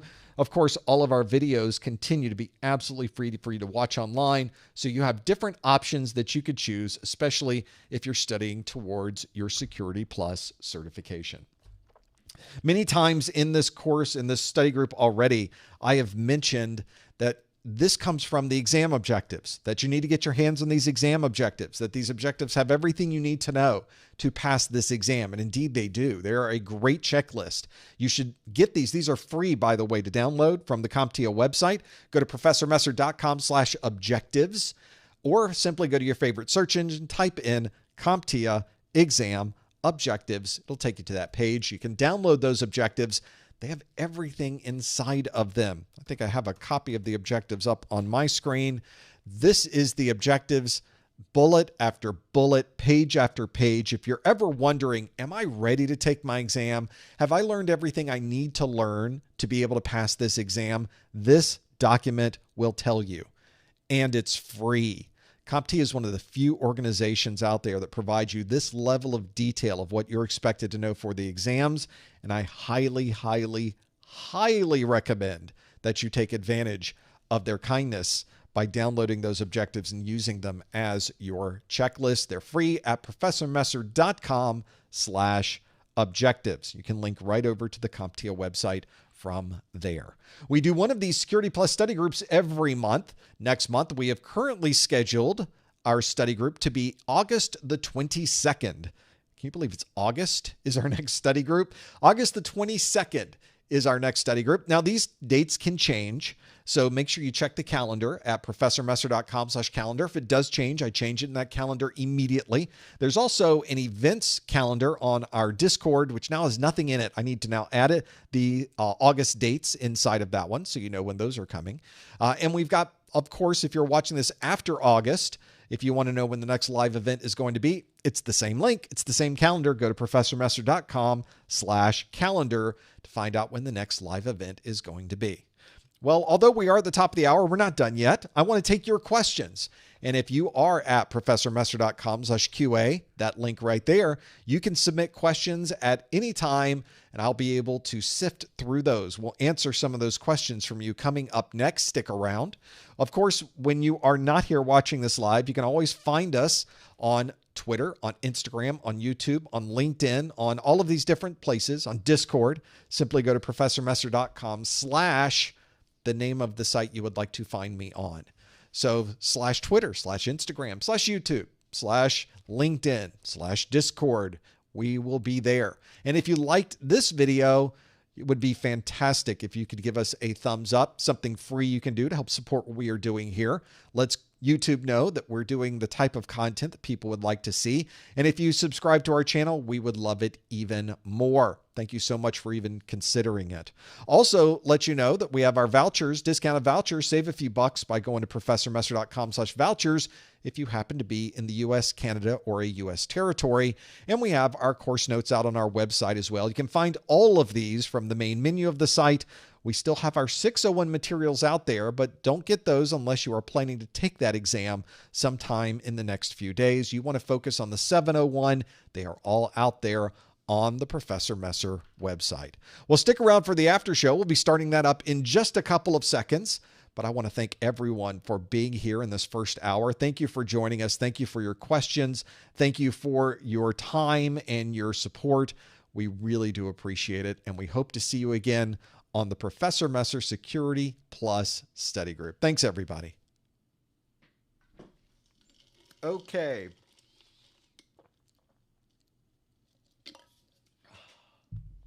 Okay, cold drink. Now we can focus on the after show. It's the after show time, everybody. And that means that I will be sifting through your questions that you can submit at any time. In fact, we'll put up a link right now that describes that very thing. You could submit questions for the second hour of the study group anytime you'd like. Simply go to the link on your screen, professormesser.com/QA. Of course, it's that link. I will be moderating those questions behind the scenes, so I'll be able to go through those and find some things that we might want to talk about. But don't worry if you don't see it pop up on the screen immediately. It has been registered behind the scenes, and I will be sifting through those to try to find information that we might want to talk about. So we have a lot to go through. This is a very interesting time. This last few days before an exam is retired, there's a lot of things that we go back and forth on. And one of the things that have come up already are some folks that are taking their 601 exam, and they're focusing on where do I go from here? So this is Jose who says, I'm taking my 601 tomorrow, which I think is pretty good timing. First, Jose, because tomorrow is the 26th of July. This exam retires on the 31st. And it's interesting that that's the date. Let's talk about that in a moment. We'll get to the question. But right now, For those of you familiar with the retake policy from CompTIA, let's talk about this real quick, and then we're going to come back to Jose's question. I'm going to type in CompTIA retake policy. There is, of course, a website for this. They describe it. So the retake policy says that if you fail your first attempt on any CompTIA exam, they don't require any waiting period between the first and second attempt, which means you can immediately schedule the next exam at the earliest available date. You could take it. There's an opening right now. We could take the exam again right now if that's something that's available. If it's got a spot tomorrow, we can take that exam tomorrow and get that exam done. So that becomes pretty useful, especially if you're someone who they failed the exam and you're short of time. You need to get that other exam done quick. We can go through that other exam, which is great. You now have the flexibility to do that. However, it does say before your third attempt or any subsequent attempt after that, well, then you will be required to wait for a period of at least 14 calendar days. So you can fail twice, but before you can take it a third time, you've now got a 2-week waiting period, 2 weeks. So for those of you for the 601 exam, you can only fail this once. You cannot fail it twice because you don't have enough time to wait for that retake. So that's an important consideration. So back to Jose's question, who says, taking the 601 tomorrow, got A+ already. What do you think is better moving forward? Going Network Plus for the trifecta, or something like Amazon Web Services Cloud Practitioner? My college has a course with a free exam voucher. That's pretty appealing. Free is good. Free, I'm very attracted to free. So we'll talk about the differences here and kind of discuss this. So already we know a little bit about Jose based on the question. You say your college has a course. So I'm assuming that Jose is a college student. So this is good to know. So the question now becomes, it's different. The question is not, what exam do I take next? The question really is, what do I want to do in the world for a living? What do I want to make money doing? What type of job would I like? Now, I remember back in the days when I was in college, because we had, horses and buggies, and we would take sticks and roll hoops down the street. But I didn't know when I was in college what I wanted to do. In fact, I wasn't even sure what the world was like out there. I didn't even know what jobs were available. Certainly, this was not on my mind as something that I would be doing. So what would I consider doing? What would be the right answer? And I don't know first, Jose, that there is a wrong answer. I think that every answer you give here is a good answer. You really can't go wrong at this point if indeed you are a college student going through this. But I would, if you have any inkling on what you think you would like to do, I think now is the time to start gathering more information. I think you should go out to your favorite job posting website and start looking through positions for information technology. Go look for positions where they are asking for AWS Cloud Practitioner. Look at those jobs. Are these jobs, are these particular jobs that list AWS Cloud Practitioner as a requirement, are those things that you would think you would like to do? Because that might make the decision for you. Also look at positions that are asking for Network Plus, that are asking for Security Plus, that are asking for A+. Are these the types of jobs that you think you might be interested in doing? So that might help you make a decision right there. You might look at jobs for AWS and say, this is exactly what I want to do. Or you might look at it and say, that looks awful. That's not what I want to do. Well, that helps you make your decision. Now, the good part about this also, whether you're a college student, whether you're already in the industry, whether you're not in the industry, it doesn't matter, is whatever decision you make today doesn't lock you into anything. This isn't like going to podiatry school. If you go to podiatry school, you're spending 5 or 6 years on feet. You're the expert on feet because you're a podiatrist. You can now handle whatever surgical pieces are associated with this or whatever podiatrists have to do in their jobs. So, but when you get out of college, when you get out of school and you get your your degree as a doctor of podiatry, that's what you're doing. You can't suddenly tomorrow think, I really like eyeballs. Let's do ears. I think throats would be fun. Let's do fingers. You can't do that easily.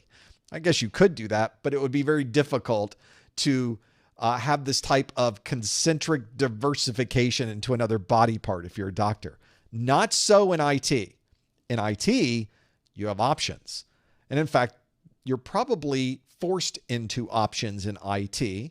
For example, the technologies we have today with cloud computing, with big data, with AI, with networking, with all of the different components associated with all of these different operating systems. We have so many technologies that we can work on.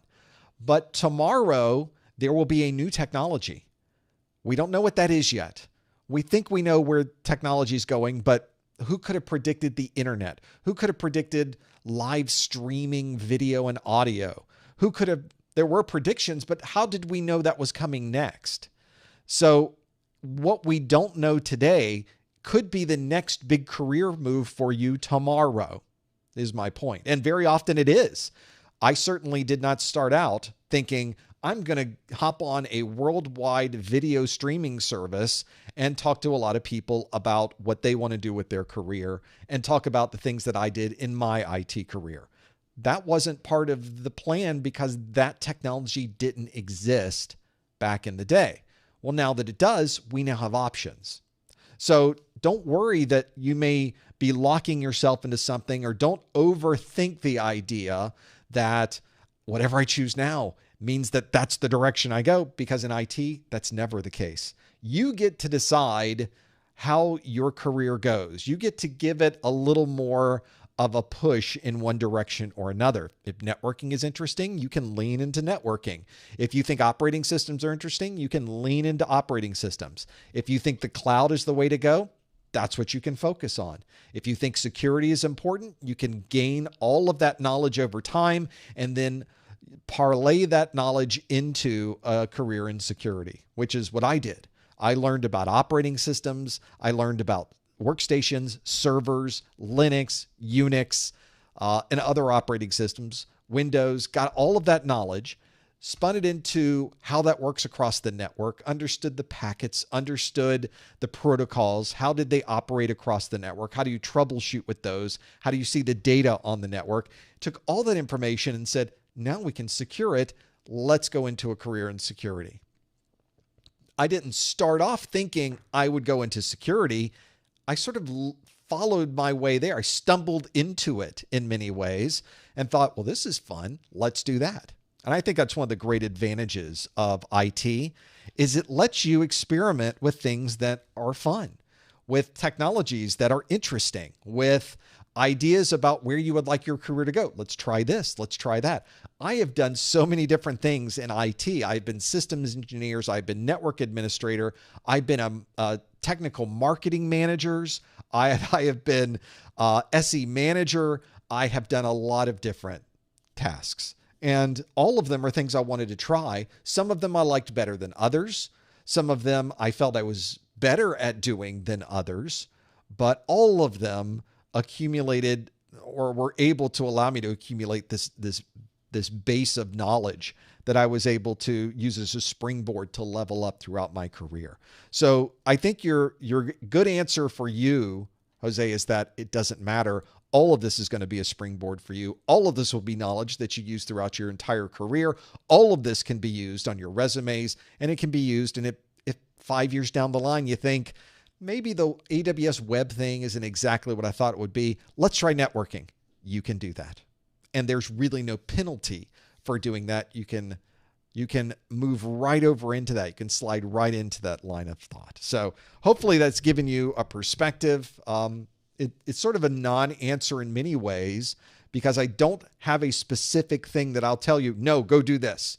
Many people on the internet love to do that. Oh, this is exactly what you need to do. Yes, go do to AWS. AWS is the right answer. Go, go, go. But in reality, it's whatever you want to do. That's the whole point of this, after all. It's one of the great benefits of IT is that the industry doesn't tell you what to do. You get to decide where you would like to be in this very, very big world of information technology. Other questions. Let's keep going through the list. And let's go to the right screen where DT asks, I passed my 601 exam, but I'm having a hard time with getting an interview. Any suggestions?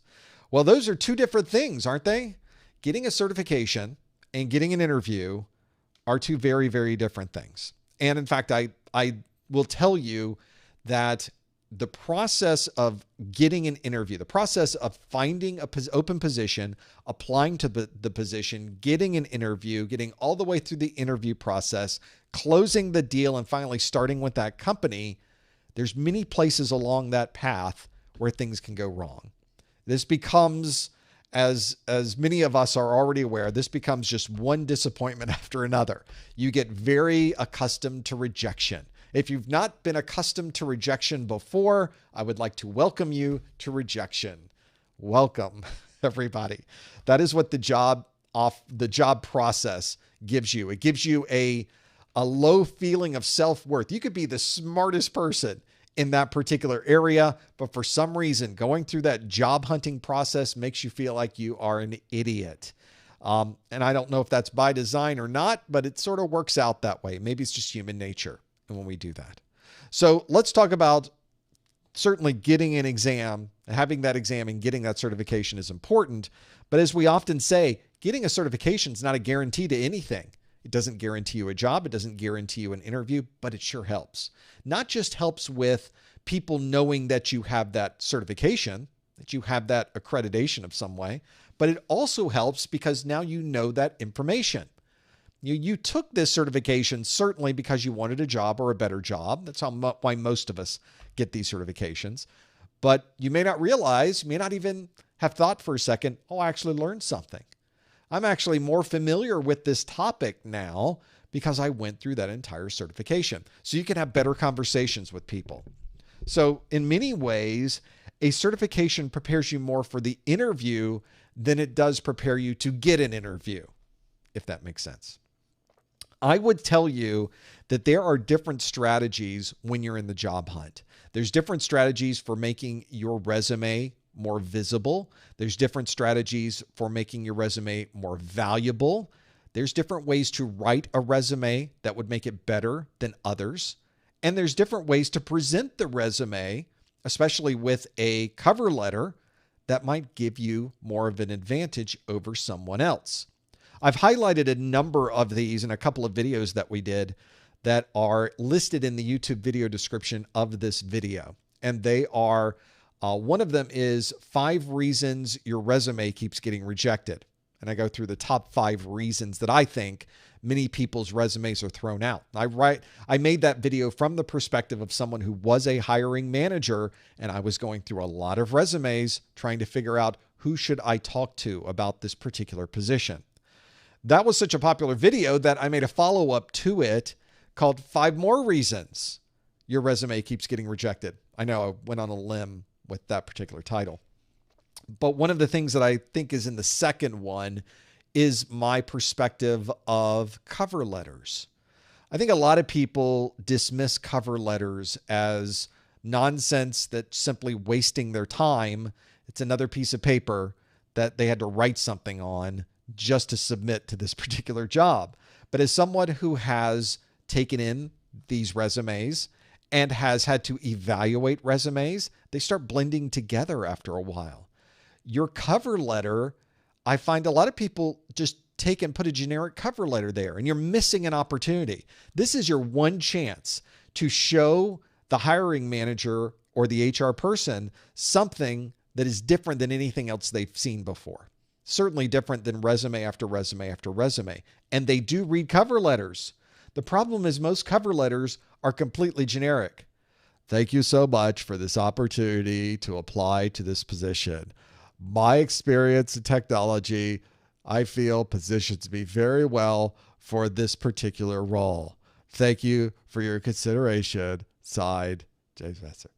Nobody cares about that cover letter. You said nothing. It is pointless. Instead, why not have a cover letter that describes why you are the better choice than anybody else they're looking at? There are different ways to position this. The one I do in my video is called a T-style cover letter, where you have a series of things this employer is looking for and how you fit perfectly into what they're looking for. It's almost a way to brag about, oh, you want somebody that does this, this, this, and this? I do that. I do this, I do this, I do this, and I do this. And here's how I did it in my last job. And that's why you want to hire me right now. Why even talk to these other people when you should be hiring me? Look at how qualified I am. It's almost like an executive summary of your resume specifically written for the eyeballs of the person who's looking for that to fill that position. That's what you're doing. So it's a 5-minute write-up. It doesn't take long to spend 10 minutes and do a quality cover letter, and it may be the differentiation that makes them decide to call you rather than simply you're another resume that's come across their system and, well, it doesn't excite me. There's nothing about your resume that's different than anybody else's. You have to go into this with a strategy. It's a war. You're fighting against everybody else who is trying to get this position. How are you going to beat them? And you need to be smart about how you do it. Everybody who did not do a personalized cover letter is now secondary to you. Everybody that did not describe how you are specifically qualified for this particular role, you're now ahead of them because they didn't bother to do that in their cover letter. Lots of things you can do. And that's just one of many ideas I present in those videos of your resume getting rejected. I tell you how you may not want to have your resume rejected. There's ways to get around all of that. So that's what I would recommend. If you're having a hard time getting an interview, it's time to strategize. In those videos also, I have another video in this list on how to get a job in IT with no experience, where I talk about industry certifications. I talk about formal education. I talk about practical experience that you could do and bring to an interview.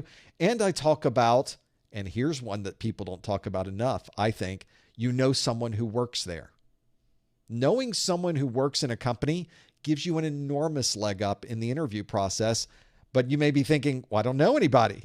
That's a great idea, but I don't know anybody.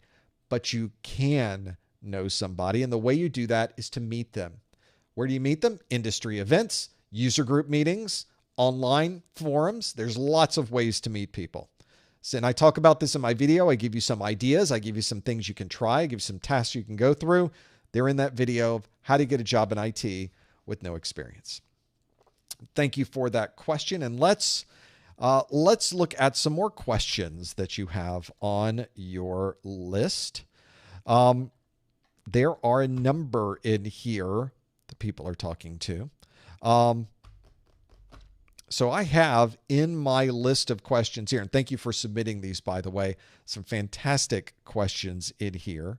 Thank you for the comments that you make in this list to some of the things we did today. We don't have to rehash what we did in the first hour, but thank you for those comments.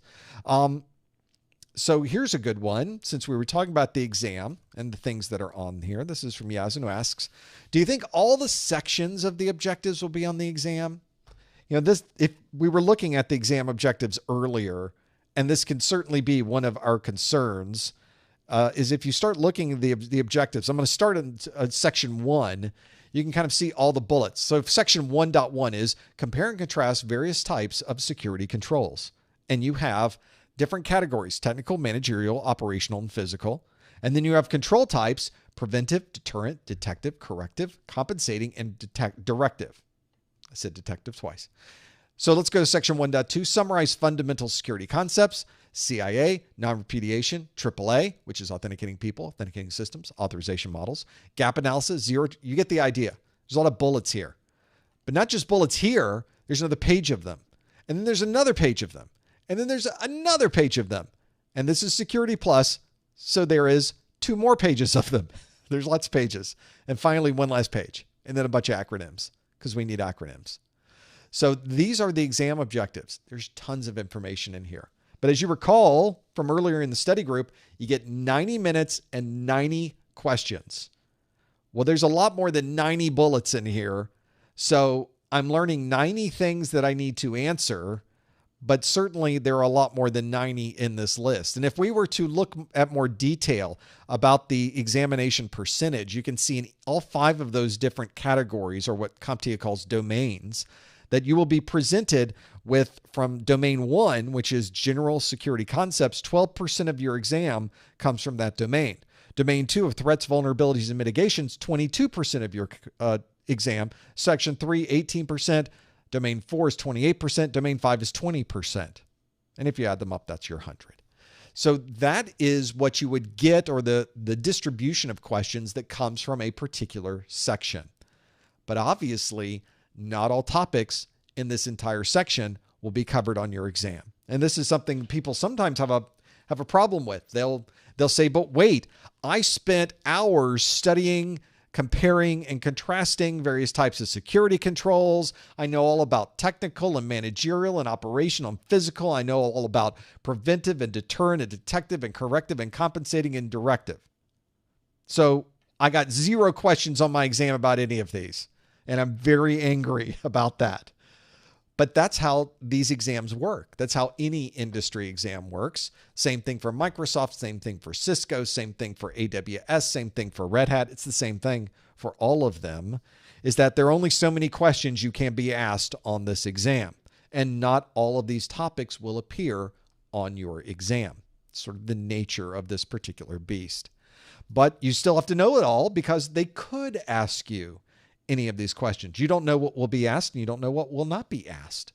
So I often tell people that if you are struggling with, knowing what is going to be on the exam, what is not going to be on the exam, my answer to you will always be know everything. You should be able to go through every one of these bullets and explain to yourself or someone else what that particular bullet means and how it fits into the bigger perspective of IT security. And then go to the next bullet, and the next bullet, and the next bullet. And you just keep going through all of these. And when you have memorized all of these topics, you know how to explain every single one of these bullets to someone, then you are now ready to take this exam. That is a lot, which is usually the next thing they say to me is, that's a lot of content I have to know. It is. There's a lot of content you have to know. But that's the exam. That's why it's not easy. That's why it is difficult. If it was easy, everybody would have their Security+, but it's not. And you do need to know these things. And all of these topics are very well focused into today's world of IT security. Speaking as a former IT security professional, as someone who was a systems engineer for a next-gen firewall company, we would walk into a 1-hour meeting and tons of these topics would come up. And we'd have to describe how these technologies work and how they fit into this next generation firewall and what can be done to protect all of them. This is what you want to do, is focus on the objectives. And if you do that, you will be prepared for whatever this exam wants to throw at you. So there is a lot to know. There's no easy button. There's no simple way to go about it. You can't reverse engineer the exam. You can't somehow fake the exam out and only study certain things. Can't do it that way. You never know what you're going to be presented with. The only thing you know is the percentages will be based around those particular domains.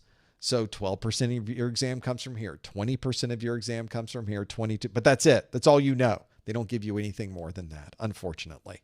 So I wish I could give you more insight, but there is no more insight for me to give. I'm so sorry. But maybe knowing that gives you the strategy you're going to need to use to be able to go in and take the exam. Okay, well, I guess I need to know every bullet. That's your strategy. And as I tell people all the time, if you know everything in the exam objectives, you're going to pass this exam. It's that simple. It's not simple at all, but the strategy is a simple one. Implementing the strategy is the hard part, like most things in life, right? I can give you a plan. It's the execution of the plan that becomes the challenge.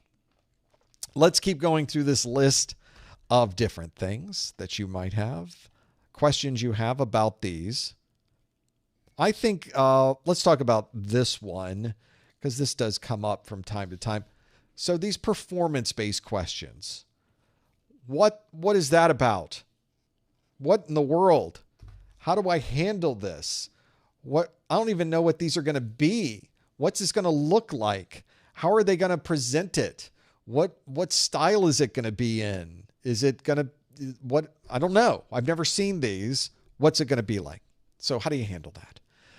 The best way to approach performance-based questions in my mind is not to worry about how the question is being asked, but instead, do I know the topics that the question describes? That's the difference. If you know everything in the exam objectives, it doesn't matter how the question is asked. Because no matter how they ask it, whether it's a matching question, a fill in the blank, a drag and drop question, a question where you put things in a particular order, whatever it is, however they ask it, doesn't matter because you know the content already. You know, the whether it's multiple choice or drag and drop is just functional. Has nothing to do with your knowledge of the content itself. So if you know the content, being able to describe someone the answer to these questions becomes very, very easy. Really doesn't matter how the question is posed. So I would really recommend, highly recommend, you understand the exam objectives, and then everything else will fall into place for you. So think of it that way. Don't worry so much about what do these questions look like. Instead, do I know the content? Do I know the objectives that could be asked in a performance-based question? And if you studied all the exam objectives, the answer to that question is absolutely. Of course you do. And it makes it very, very simple. I think probably the biggest feedback I often hear from people that come out of these exams is they have worried and worried and worried about these performance-based questions. They come out of the exam and they say, I spent weeks worrying about performance-based questions and asking people about performance-based questions. And that was my biggest concern on this exam, is what were those performance-based questions going to look like? And their feedback to me is, but I looked at them, they were super easy. They were just asking me things that I had already studied. Yeah, that's it. I think we overthink sometimes the complexities. It's fear of the unknown. It's sort of a human nature sort of thing. I suffer through the same problem. Oh, that looks like it's going to be difficult. How am I ever going to do that? And then I do it, and I think, well, that was it? I thought that was going to be super hard. Turns out it wasn't that hard at all. But you don't know. It's that fear of that unknown really gets in your brain, and you think, oh, this is going to be impossible to do. Oh, we did it? That was easy. It's not what I was thinking. But that's pretty much what happens every time, isn't it? Same thing with performance-based questions, I think. I think we worry about them more than the worry really is required. I think they are going to be super easy for you if you know the content. And if you don't know the content, it may be a little bit difficult. However, I will tell you, we were talking about this in our Discord earlier today, that there have been instances where people have gone through their entire exam. They've skipped over the performance-based questions at the beginning, which is a perfectly valid strategy. They've read them. They just skipped past them. They did all of the multiple choice-based questions. Let's say there were 5 performance-based questions and they got 80 multiple choice-based questions. On their exam, they got 85 questions. It's different depending on the person. And they got all the way through the multiple choice. They circled back to the performance-based questions. Like, okay, let's take care of these 5 performance-based questions. Let's start with the first one, and ding, time's up. The exam's over. Like, wait. Their clock got to 0. They didn't have a chance to even start the performance-based questions. They didn't answer anything on any of them. And the message came up on the screen, oh, and you passed. They thought, whoa. Because online, people posit all the time that the performance-based questions must be worth an incredible number of points on the exam, that it must be an overwhelming number, and that if you don't know the performance-based questions, you're sure to fail. As it turns out, not exactly the case, at least not in that particular example. Now, every exam is different. The grading that's done on every exam is unique to that particular exam. That may not always statistically work out to be that way. But for this particular person on that particular exam with their particular set of questions, it did turn out to be that way. So there's always that chance that CompTIA recognizes that performance-based questions are hard, certainly harder in many ways than multiple choice-based questions. Certainly more involved. I wouldn't know about harder, but from a difficulty level, maybe not more difficult, but certainly more time-consuming. And maybe they take that into account. I don't know. I don't have a good answer for that one because I have no idea how CompTIA grades their exams, and nobody knows how CompTIA grades their exams. So if anybody tells you, oh, you have to answer performance-based questions or you'll fail the whole thing, that's blatantly, obviously incorrect statement. In fact, nobody knows how they grade the exam. Their performance-based questions might be worth more than the multiple choice, or each multiple choice-based question might be worth more than the performance-based questions.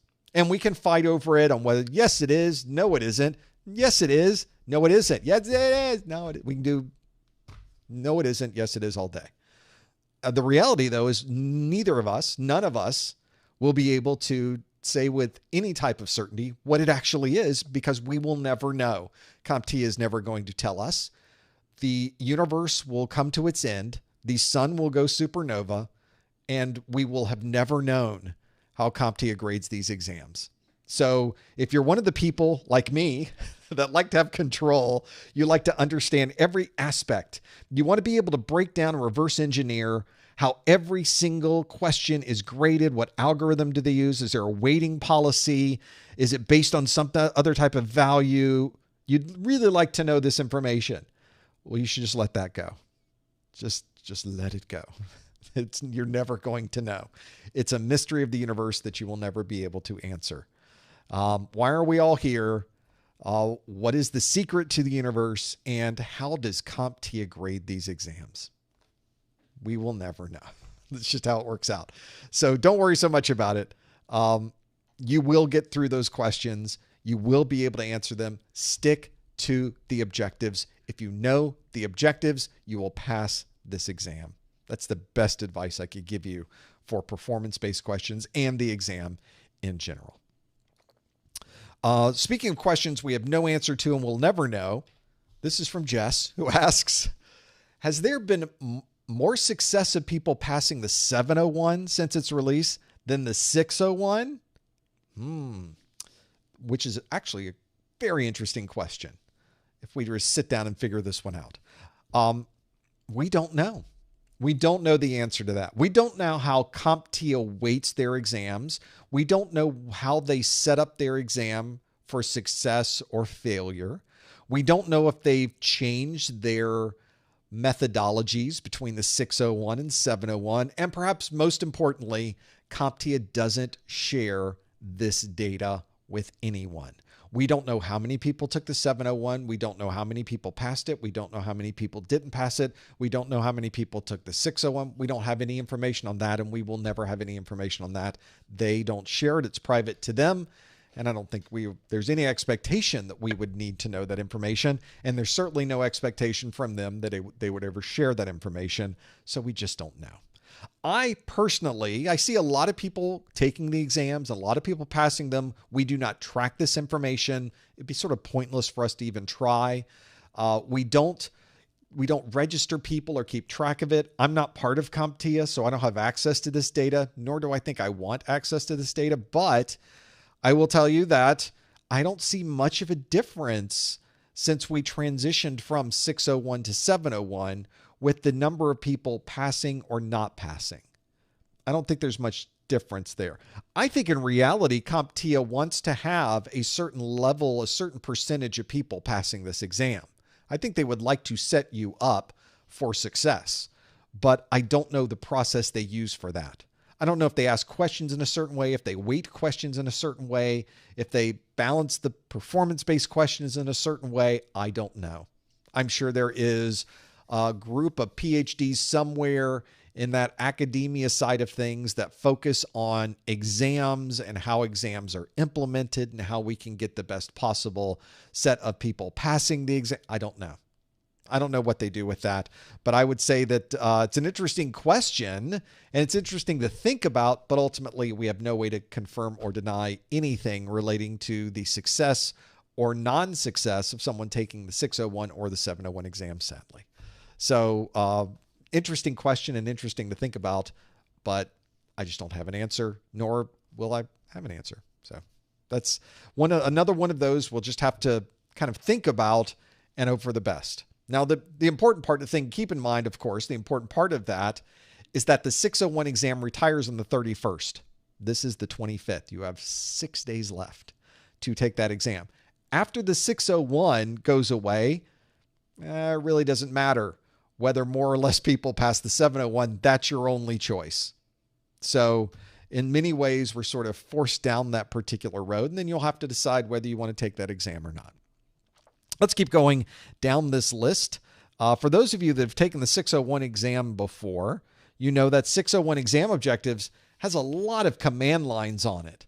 There's ping, and there's an nmap, and there's netstat, and there's traceroute, and there's all these different security tools that you could run, like metasploit, and there's lots you could do on the 601. And I go into a series of videos where I demonstrate every single one of those.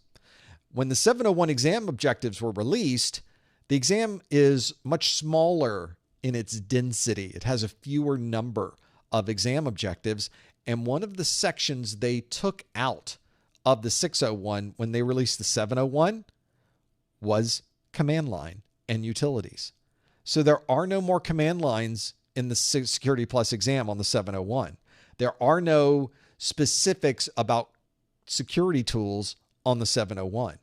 There's just nothing there. They took those out. They made the exam much smaller. And I think what they really were trying to do, and I think they were pretty successful with it, was take some of the more detailed tasks and detailed, maybe hands-on type things and move them into the other security certifications that they offer, like CySa and CASP. Cybersecurity, security administrator, you've got the CASP exam, and others, Pentest Plus and others that CompTIA offers. They sort of pushed them into those particular roles. I think they felt that, and probably rightly so, that the Security+ exam was just getting too big. It was a super big exam in the 601. The 701, I think they right-sized it. I think they got it down to the normal size for a single CompTIA exam. I think they did a very good job at doing that too. But because they had to shrink it down into something a little more manageable, there were things that were dropped out of the 701, and command lines was one of those. Sadly, because I really like the command line part. I think it's kind of fun. I think it's interesting to break those down. So it's, in this case, you can always go back to the 601 and study those if you'd like to, but it will not show up on your 701. Sadly, because those are always fun to play around with. That's where you see the interesting things, is that the command line is with these utilities, with the firewalls you run, with the log files you look through. So much to see there and work through. We got a few more minutes before the top of the hour, so let's keep going with some of your questions. If you would like to submit questions that we will cover, you can see the link on your screen. Go to professormesser.com/QA. Kind of slide in there and focus on that. Let's talk about acronyms, because you just can't get enough of those. And Riley agrees. Is it possible if you can go over all the acronyms we need to know? Well, sure. I thought you would never ask. Let's do this. Let's start at the beginning. We'll start with A. Now I'm going to go, of course, to my exam objectives. Let's start in this big section we have in the back that says the CompTIA SY0-701 acronym list, and they give you all of these acronyms in the back of this Security+ exam objectives.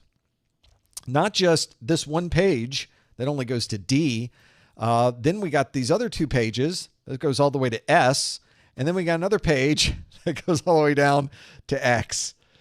Oh my, there's a lot of acronyms. We've done a good job. Now, fortunately, or not, depending on how you approach these things, this set of acronyms that's here is massive, and in some cases doesn't really apply directly to any particular exam objective. Now, much of it does. So for example, if we start at the top, AAA is authentication, authorization, and accounting. All right, that's an important acronym to know. We have to know about AAA servers. We have to understand that there's 3 different areas. What is authentication? What is authorization? What is accounting? How does that apply back to a AAA server? And what is that doing for us? We have to know that. Now, notice that when I just took that single acronym, I didn't just say AAA is authentication, authorization, accounting. Next. We kept going because CompTIA will never ask you this on an exam.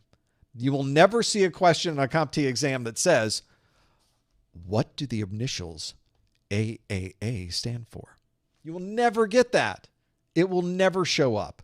So if you have flashcards that all you're doing is saying AAA, authentication, authorization, accounting, authentication, authorization, accounting, AAA. That's all you're doing.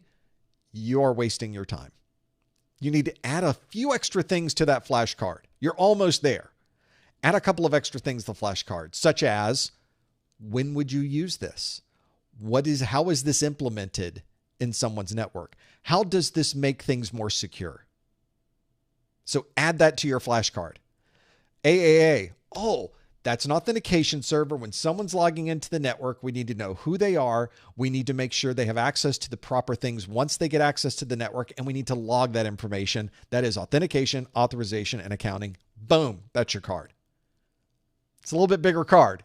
Hopefully you got digital cards that you could go with. There's also things on this list that you may find are not necessarily directly related to things you would find in this exam. I'm trying to find a good example for you. Fortunately, it's not always this way. Okay, here's one. So in the exam of this abbreviation, this acronym list, here's one that's CFB. CFB is short for Cipher Feedback. Is it? I don't know that I've ever come across that acronym in my career. Doesn't mean it's not real, and it doesn't mean it's something that is a real acronym, but I don't know that I've ever run across Cipher Feedback. It's certainly not part of the exam objectives.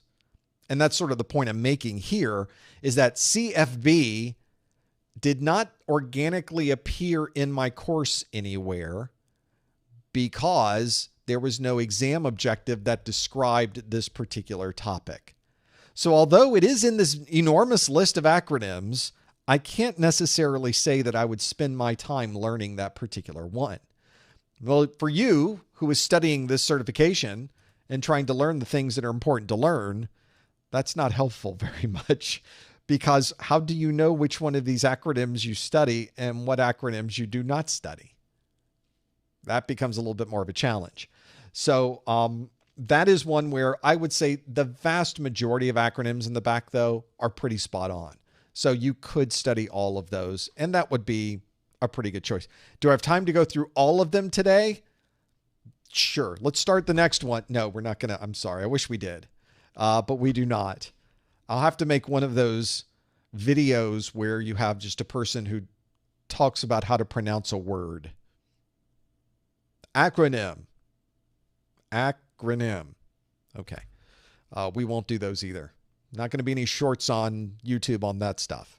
I think the best way to learn acronyms is to learn the exam content organically. I think those acronyms show up in the list of things we need to learn as we are learning them.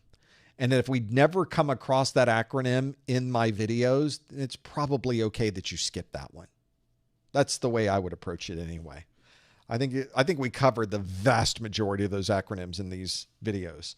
As I've heard, according to my many cards and letters you send, those emails that come through talk about how many more acronyms you're going to fit in these videos. Could you stop with the acronyms already? Like, I wish I could, but that's how we work. That's how it goes. People are sometimes surprised at the level of detailed acronyms we put into these courses. And they're wondering, are you just sticking things in there now? Are you just making stuff up? I'm not. I'm literally not. I promise you, I am not making these up. This is how we talk. This is how we communicate in this industry. And these are important things to know. We do use these acronyms to the point that we often forget what the words are. Trained professionals who've been in the industry forever, and you ask them, yeah, what does radius stand for? Oh, I don't remember. That's the problem. We know what it does. We know what radius is. We know when we would use it. We know how it works in the world of security. We know how to implement it. But don't ask me off the top of my head what these I don't remember. That's probably a very good example of one of these acronyms. We just call it radius. It's just now radius. That's what it is. The words are almost worthless at that point. That's another reason why memorizing acronyms is sometimes not as important as we tend to think it is. Okay. Keep going down this list. For those of us with a few days left before we get to this exam, great question from Torian, who says, I did the 601 exam 3 times with scores getting better every time. Do you think I should just try the 701 or should I try the 601 one more time? So let's break this down. I've shown this before, and I think this is a good time to bring this back. Surprising, I don't have this right at my fingertips, but it's close by. I'm going to grab my comparison of the 601 and 701 to answer this question. So what I did is I looked at every exam objective on the 601. I listed out every exam objective on the 701. I counted all of those objectives, and then I looked at how many objectives on the 601 appear on the 701.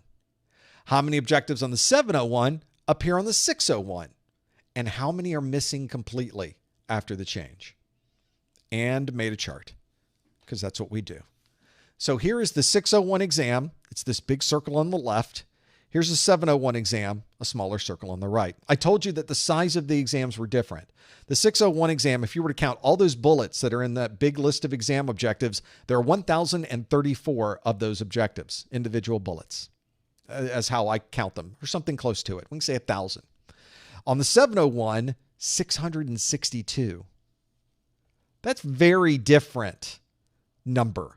You can see visually it's very different. The 601 is a much bigger circle than the 701 is. I told you they right-sized it. They made it smaller to make it a more reasonable exam to look at, to study for. But here's the important part for those of you that have been studying for the 601.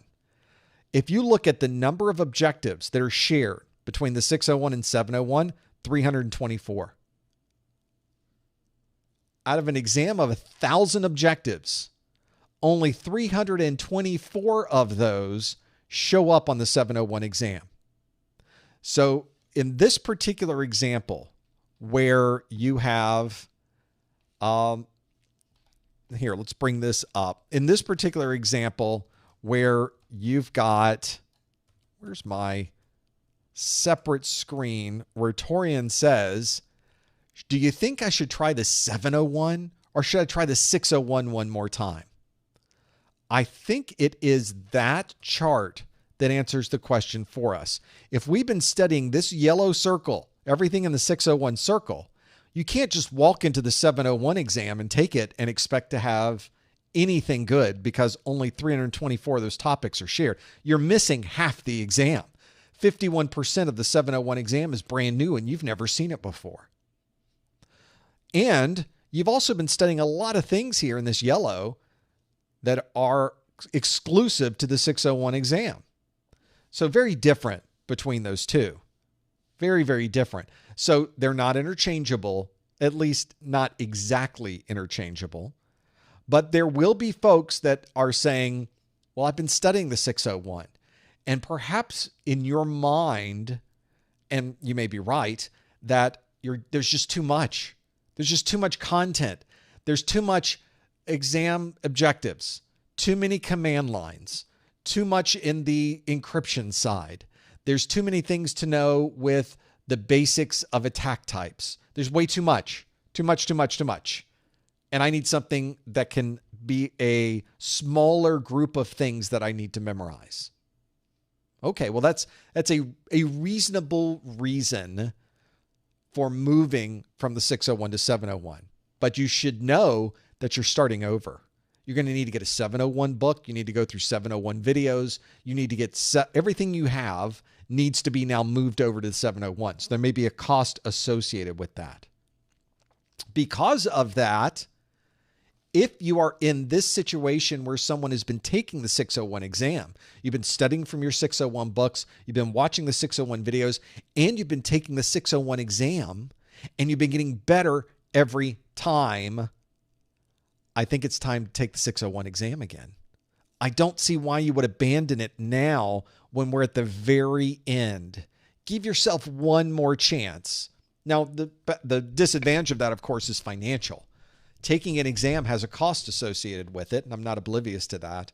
And so I'm saying, if cost was not an issue, of course you would take the 601, but cost is an issue. So you need to evaluate this yourself. You need to grab the exam objectives. You need to go through them and really go through each objective bullet by bullet and say, yes, I know that objective, or I do not know that objective. You can do this in an hour today. Go through that entire list of the 601 and look at it and say, do I know 90% of this content? 90. Do I have a pretty good grasp of these objectives? If you're looking at this list and you say, well, I know 75% of it, that's not good enough. At that point, you're going to need to make a tough decision about, do I study an additional 15% of these exam objectives before the 31st of July? Or do I not pay for that exam and instead invest that money into new books, into watching videos, and focusing on what is admittedly a less extensive exam, but still has half of it stuff I already know, or a good chunk of it I already know, and I just have to learn the new stuff. Either way, both strategies are good, but you need to find the one that works for you based on your knowledge and how you feel about what you have learned up to this point. It is a personal decision, and I just don't have the right answer for you, but you do. You just need to maybe do some real analysis of what you do know, and the exam objectives would be a great way for you to do that. So if it were me, I would probably lean into the 601 again. I've already taken it 3 times. I know what's on it. We've been studying it for a long time. Let's try it one more time. I feel like I would just jump in there and try it one more time. I feel like I would invest the money and do it, because then I'm done. But if you've now done an analysis, you've really looked at it very clearly with an open mind on what you really know from the objectives, and you look at it and you go, I only know 75% of this. If I take this exam again, it's not my best chance for passing, then it's time to cut our loss and head over to the 701 side. Either one of those is a good decision. You just need to pick the right one for you. What a good question. Thank you for sending that one in. Let's find another. I know we're at the top of the hour. I want to fit one more in at least. Let's see how we do with this one. More acronyms questions. Thanks for sending those in. I think we went through that one though, so we're okay. Someone asked, what's the difference between 601 and 701? We just did that one. That was good. Let's keep going through this list. Some good stuff in here, but a lot of things we've covered already. So I'm sort of skipping over a lot of duplicates that are in this list. And we will kind of focus on what you need to know to be able to get your hands on these things. Here's a good one I think that a lot of people ask about. This is from Dustin, who asks, how realistic is it to make a career shift into being a security analyst? Plan is to get Security+, CySa+, at-home projects, courses on tools specific to the industry, but I do not have formal education, do not have IT experience.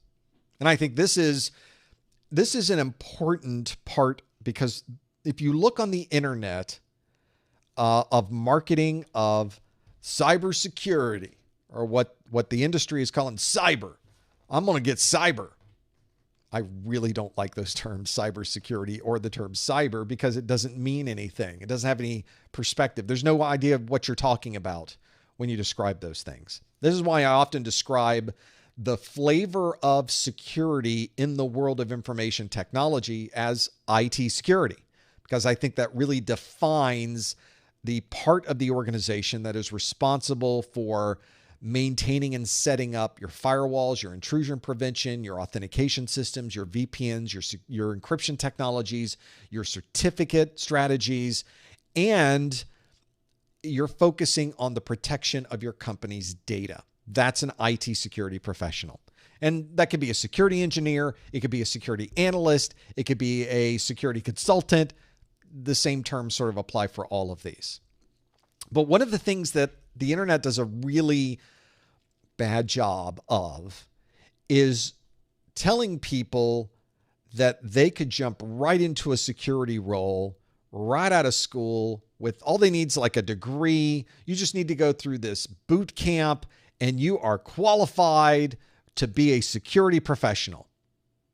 That's not exactly how IT security works. Let's kind of define a few roles. There are entry-level roles in our industry. And when I say entry-level, I mean it's a job you could get into without having any other type of IT experience. That's an entry-level position. Many entry-level positions you're probably familiar with. It could be someone working on a help desk or a service desk. That's a very common entry-level position into IT. One of my first entry-level positions into IT was as a field service technician. Here's a bunch of stuff you need to fix today. Go to the customer and fix it. That's a very common beginner role in IT. One of the things that you don't see a lot of in IT relative to the IT field in general are positions that are entry level in the world of IT security. That's because IT security expects you to already have a baseline knowledge of operating systems, networking, and security technologies. So the only way you get that foundational knowledge in operating systems, networking, and security technologies is to have already been in those roles. It's to have been a workstation administrator, a server administrator, a Linux administrator, and a network administrator, a network planner, a designer. You're troubleshooting networks. You're looking at packets and understanding protocols. You're implementing monitoring systems for all of these. That's what gives you the foundational knowledge that you can use as a springboard up into the world of IT security. Unfortunately, a lot of the places online tell you, oh no, there's plenty of roles already available out there. Just go get one. And indeed, there are some entry-level security roles out there, but they are entry-level in the most entry-level form of this. One of the most common, for example, might be a role where you're working in a SOC, SOC, a Security Operations Center.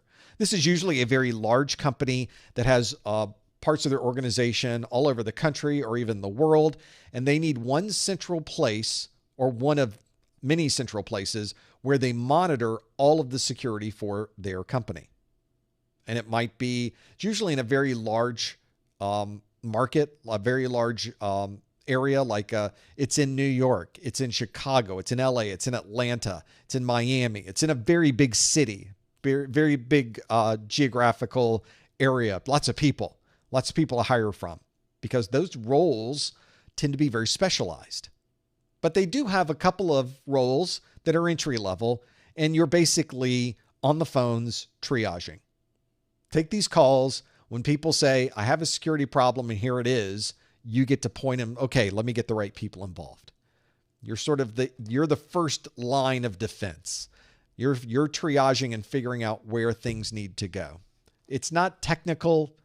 In some ways, it's not that security related, but you're in the middle of it, and you can be a sponge and you can see what other people are doing, kind of get a feel for what's going on. Those roles, though, few and far between. And as I've said, relative to all of the other entry-level positions available in IT, that is a small, tiny sliver of available jobs. Why would I tell you to go after that many jobs when there's this many available in the industry? There's thousands of jobs available. You should get the 2 associated with the SOC. That doesn't make any sense. But that's what the marketing on the internet tells us. Oh, you need to go get a degree in cybersecurity, whatever that is.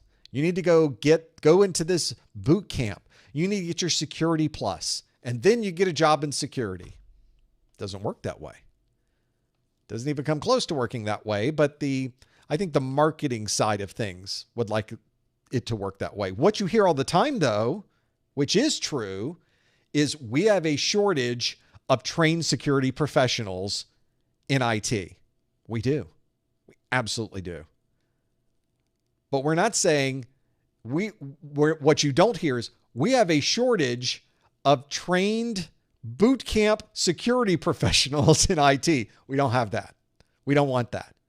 We need people in security, in IT security, who have already built the knowledge. That's the problem. That's why there is a shortage, because we've already pulled those people out of the networking groups. We've already pulled those people with the knowledge into the security realm. Now we need more. There's none left. So we have to now wait for people to get up to speed. We need to get more experience of workstation administrators, server administrators, Linux administrators, network administrators. We need more of those foundational knowledge people to finally get that knowledge. Well, that takes time. That takes years to build up that level of knowledge. So once they get to that point, now we can pull them into an entry-level security. Entry-level security is rungs up higher than entry-level IT. And that's why when people are trying to figure out, how do I get into IT security? It's more than, oh, I just got this credential. Oh, I just got this degree. No, that's just the beginning. That's just your foray into the role. Now you have to now learn everything about the operating systems and the networking and the security technologies just to be considered for one of those security roles. I do get a lot of people sending me messages saying, that's wrong. There's plenty of roles out there that are entry level in security. Well, there are a lot of roles out there available, like at a SOC. Those roles exist. I'm not saying they don't. I'm saying relative to all of the other roles in IT, there are very few of those. So there's an expectation that we in the industry need to be better about setting, that tell people, how do you get into security? You earn it. You work towards it. You know, how do you get to Carnegie Hall? Practice, practice, practice. There is some thought behind that. You need to learn all of this before you are ever able to get on that stage. And so it's a process, it's a strategy, it's a step, but you can absolutely get there. There is a path for everyone to get to that point. And you get to decide what that path looks like. You get control over where you want to learn about operating systems, how you would like to learn about networks, where you start gathering this information and putting it into your foundational knowledge, putting it on a resume, and then showing someone else, look at all these things that I've learned through the years. I'm now ready for security. That's how you become a security professional. That's what we need in our industry for security professionals. It's very difficult to find, but if you have a way to map that out, if you in your mind would like to build your pathway to get to that point, there's lots of ways to get there. You just need to find the way that works for you. And sometimes it's one that is a quick path. Sometimes it winds around. Sometimes it shows up when you're least expecting it. That's how I got into security, was a phone call out of the blue from someone I had worked with years ago who said, I'm going to this company. They're a startup. Nobody's ever heard of what they got, and they've got something nobody else has. Wouldn't you like to come along for this crazy ride? And I said, well, let's give it a shot. Let's see if they'll have me. And they didn't. They didn't want me. I begged, no, please. And they said, okay, we'll let you on, but you really got to prove yourself. And so I got in the door, and that was my foray into security. I wasn't even looking for it. I wasn't even thinking about it. And it literally fell out of the sky and hit me on the head. That phone call as I was driving along from someone I had not heard from in years, one of the best things that ever happened to me. It's one of those things you don't think about at the time. It was just a phone call. Well, it's good to hear from him. But it directed and changed the entire course of what I did from that point on.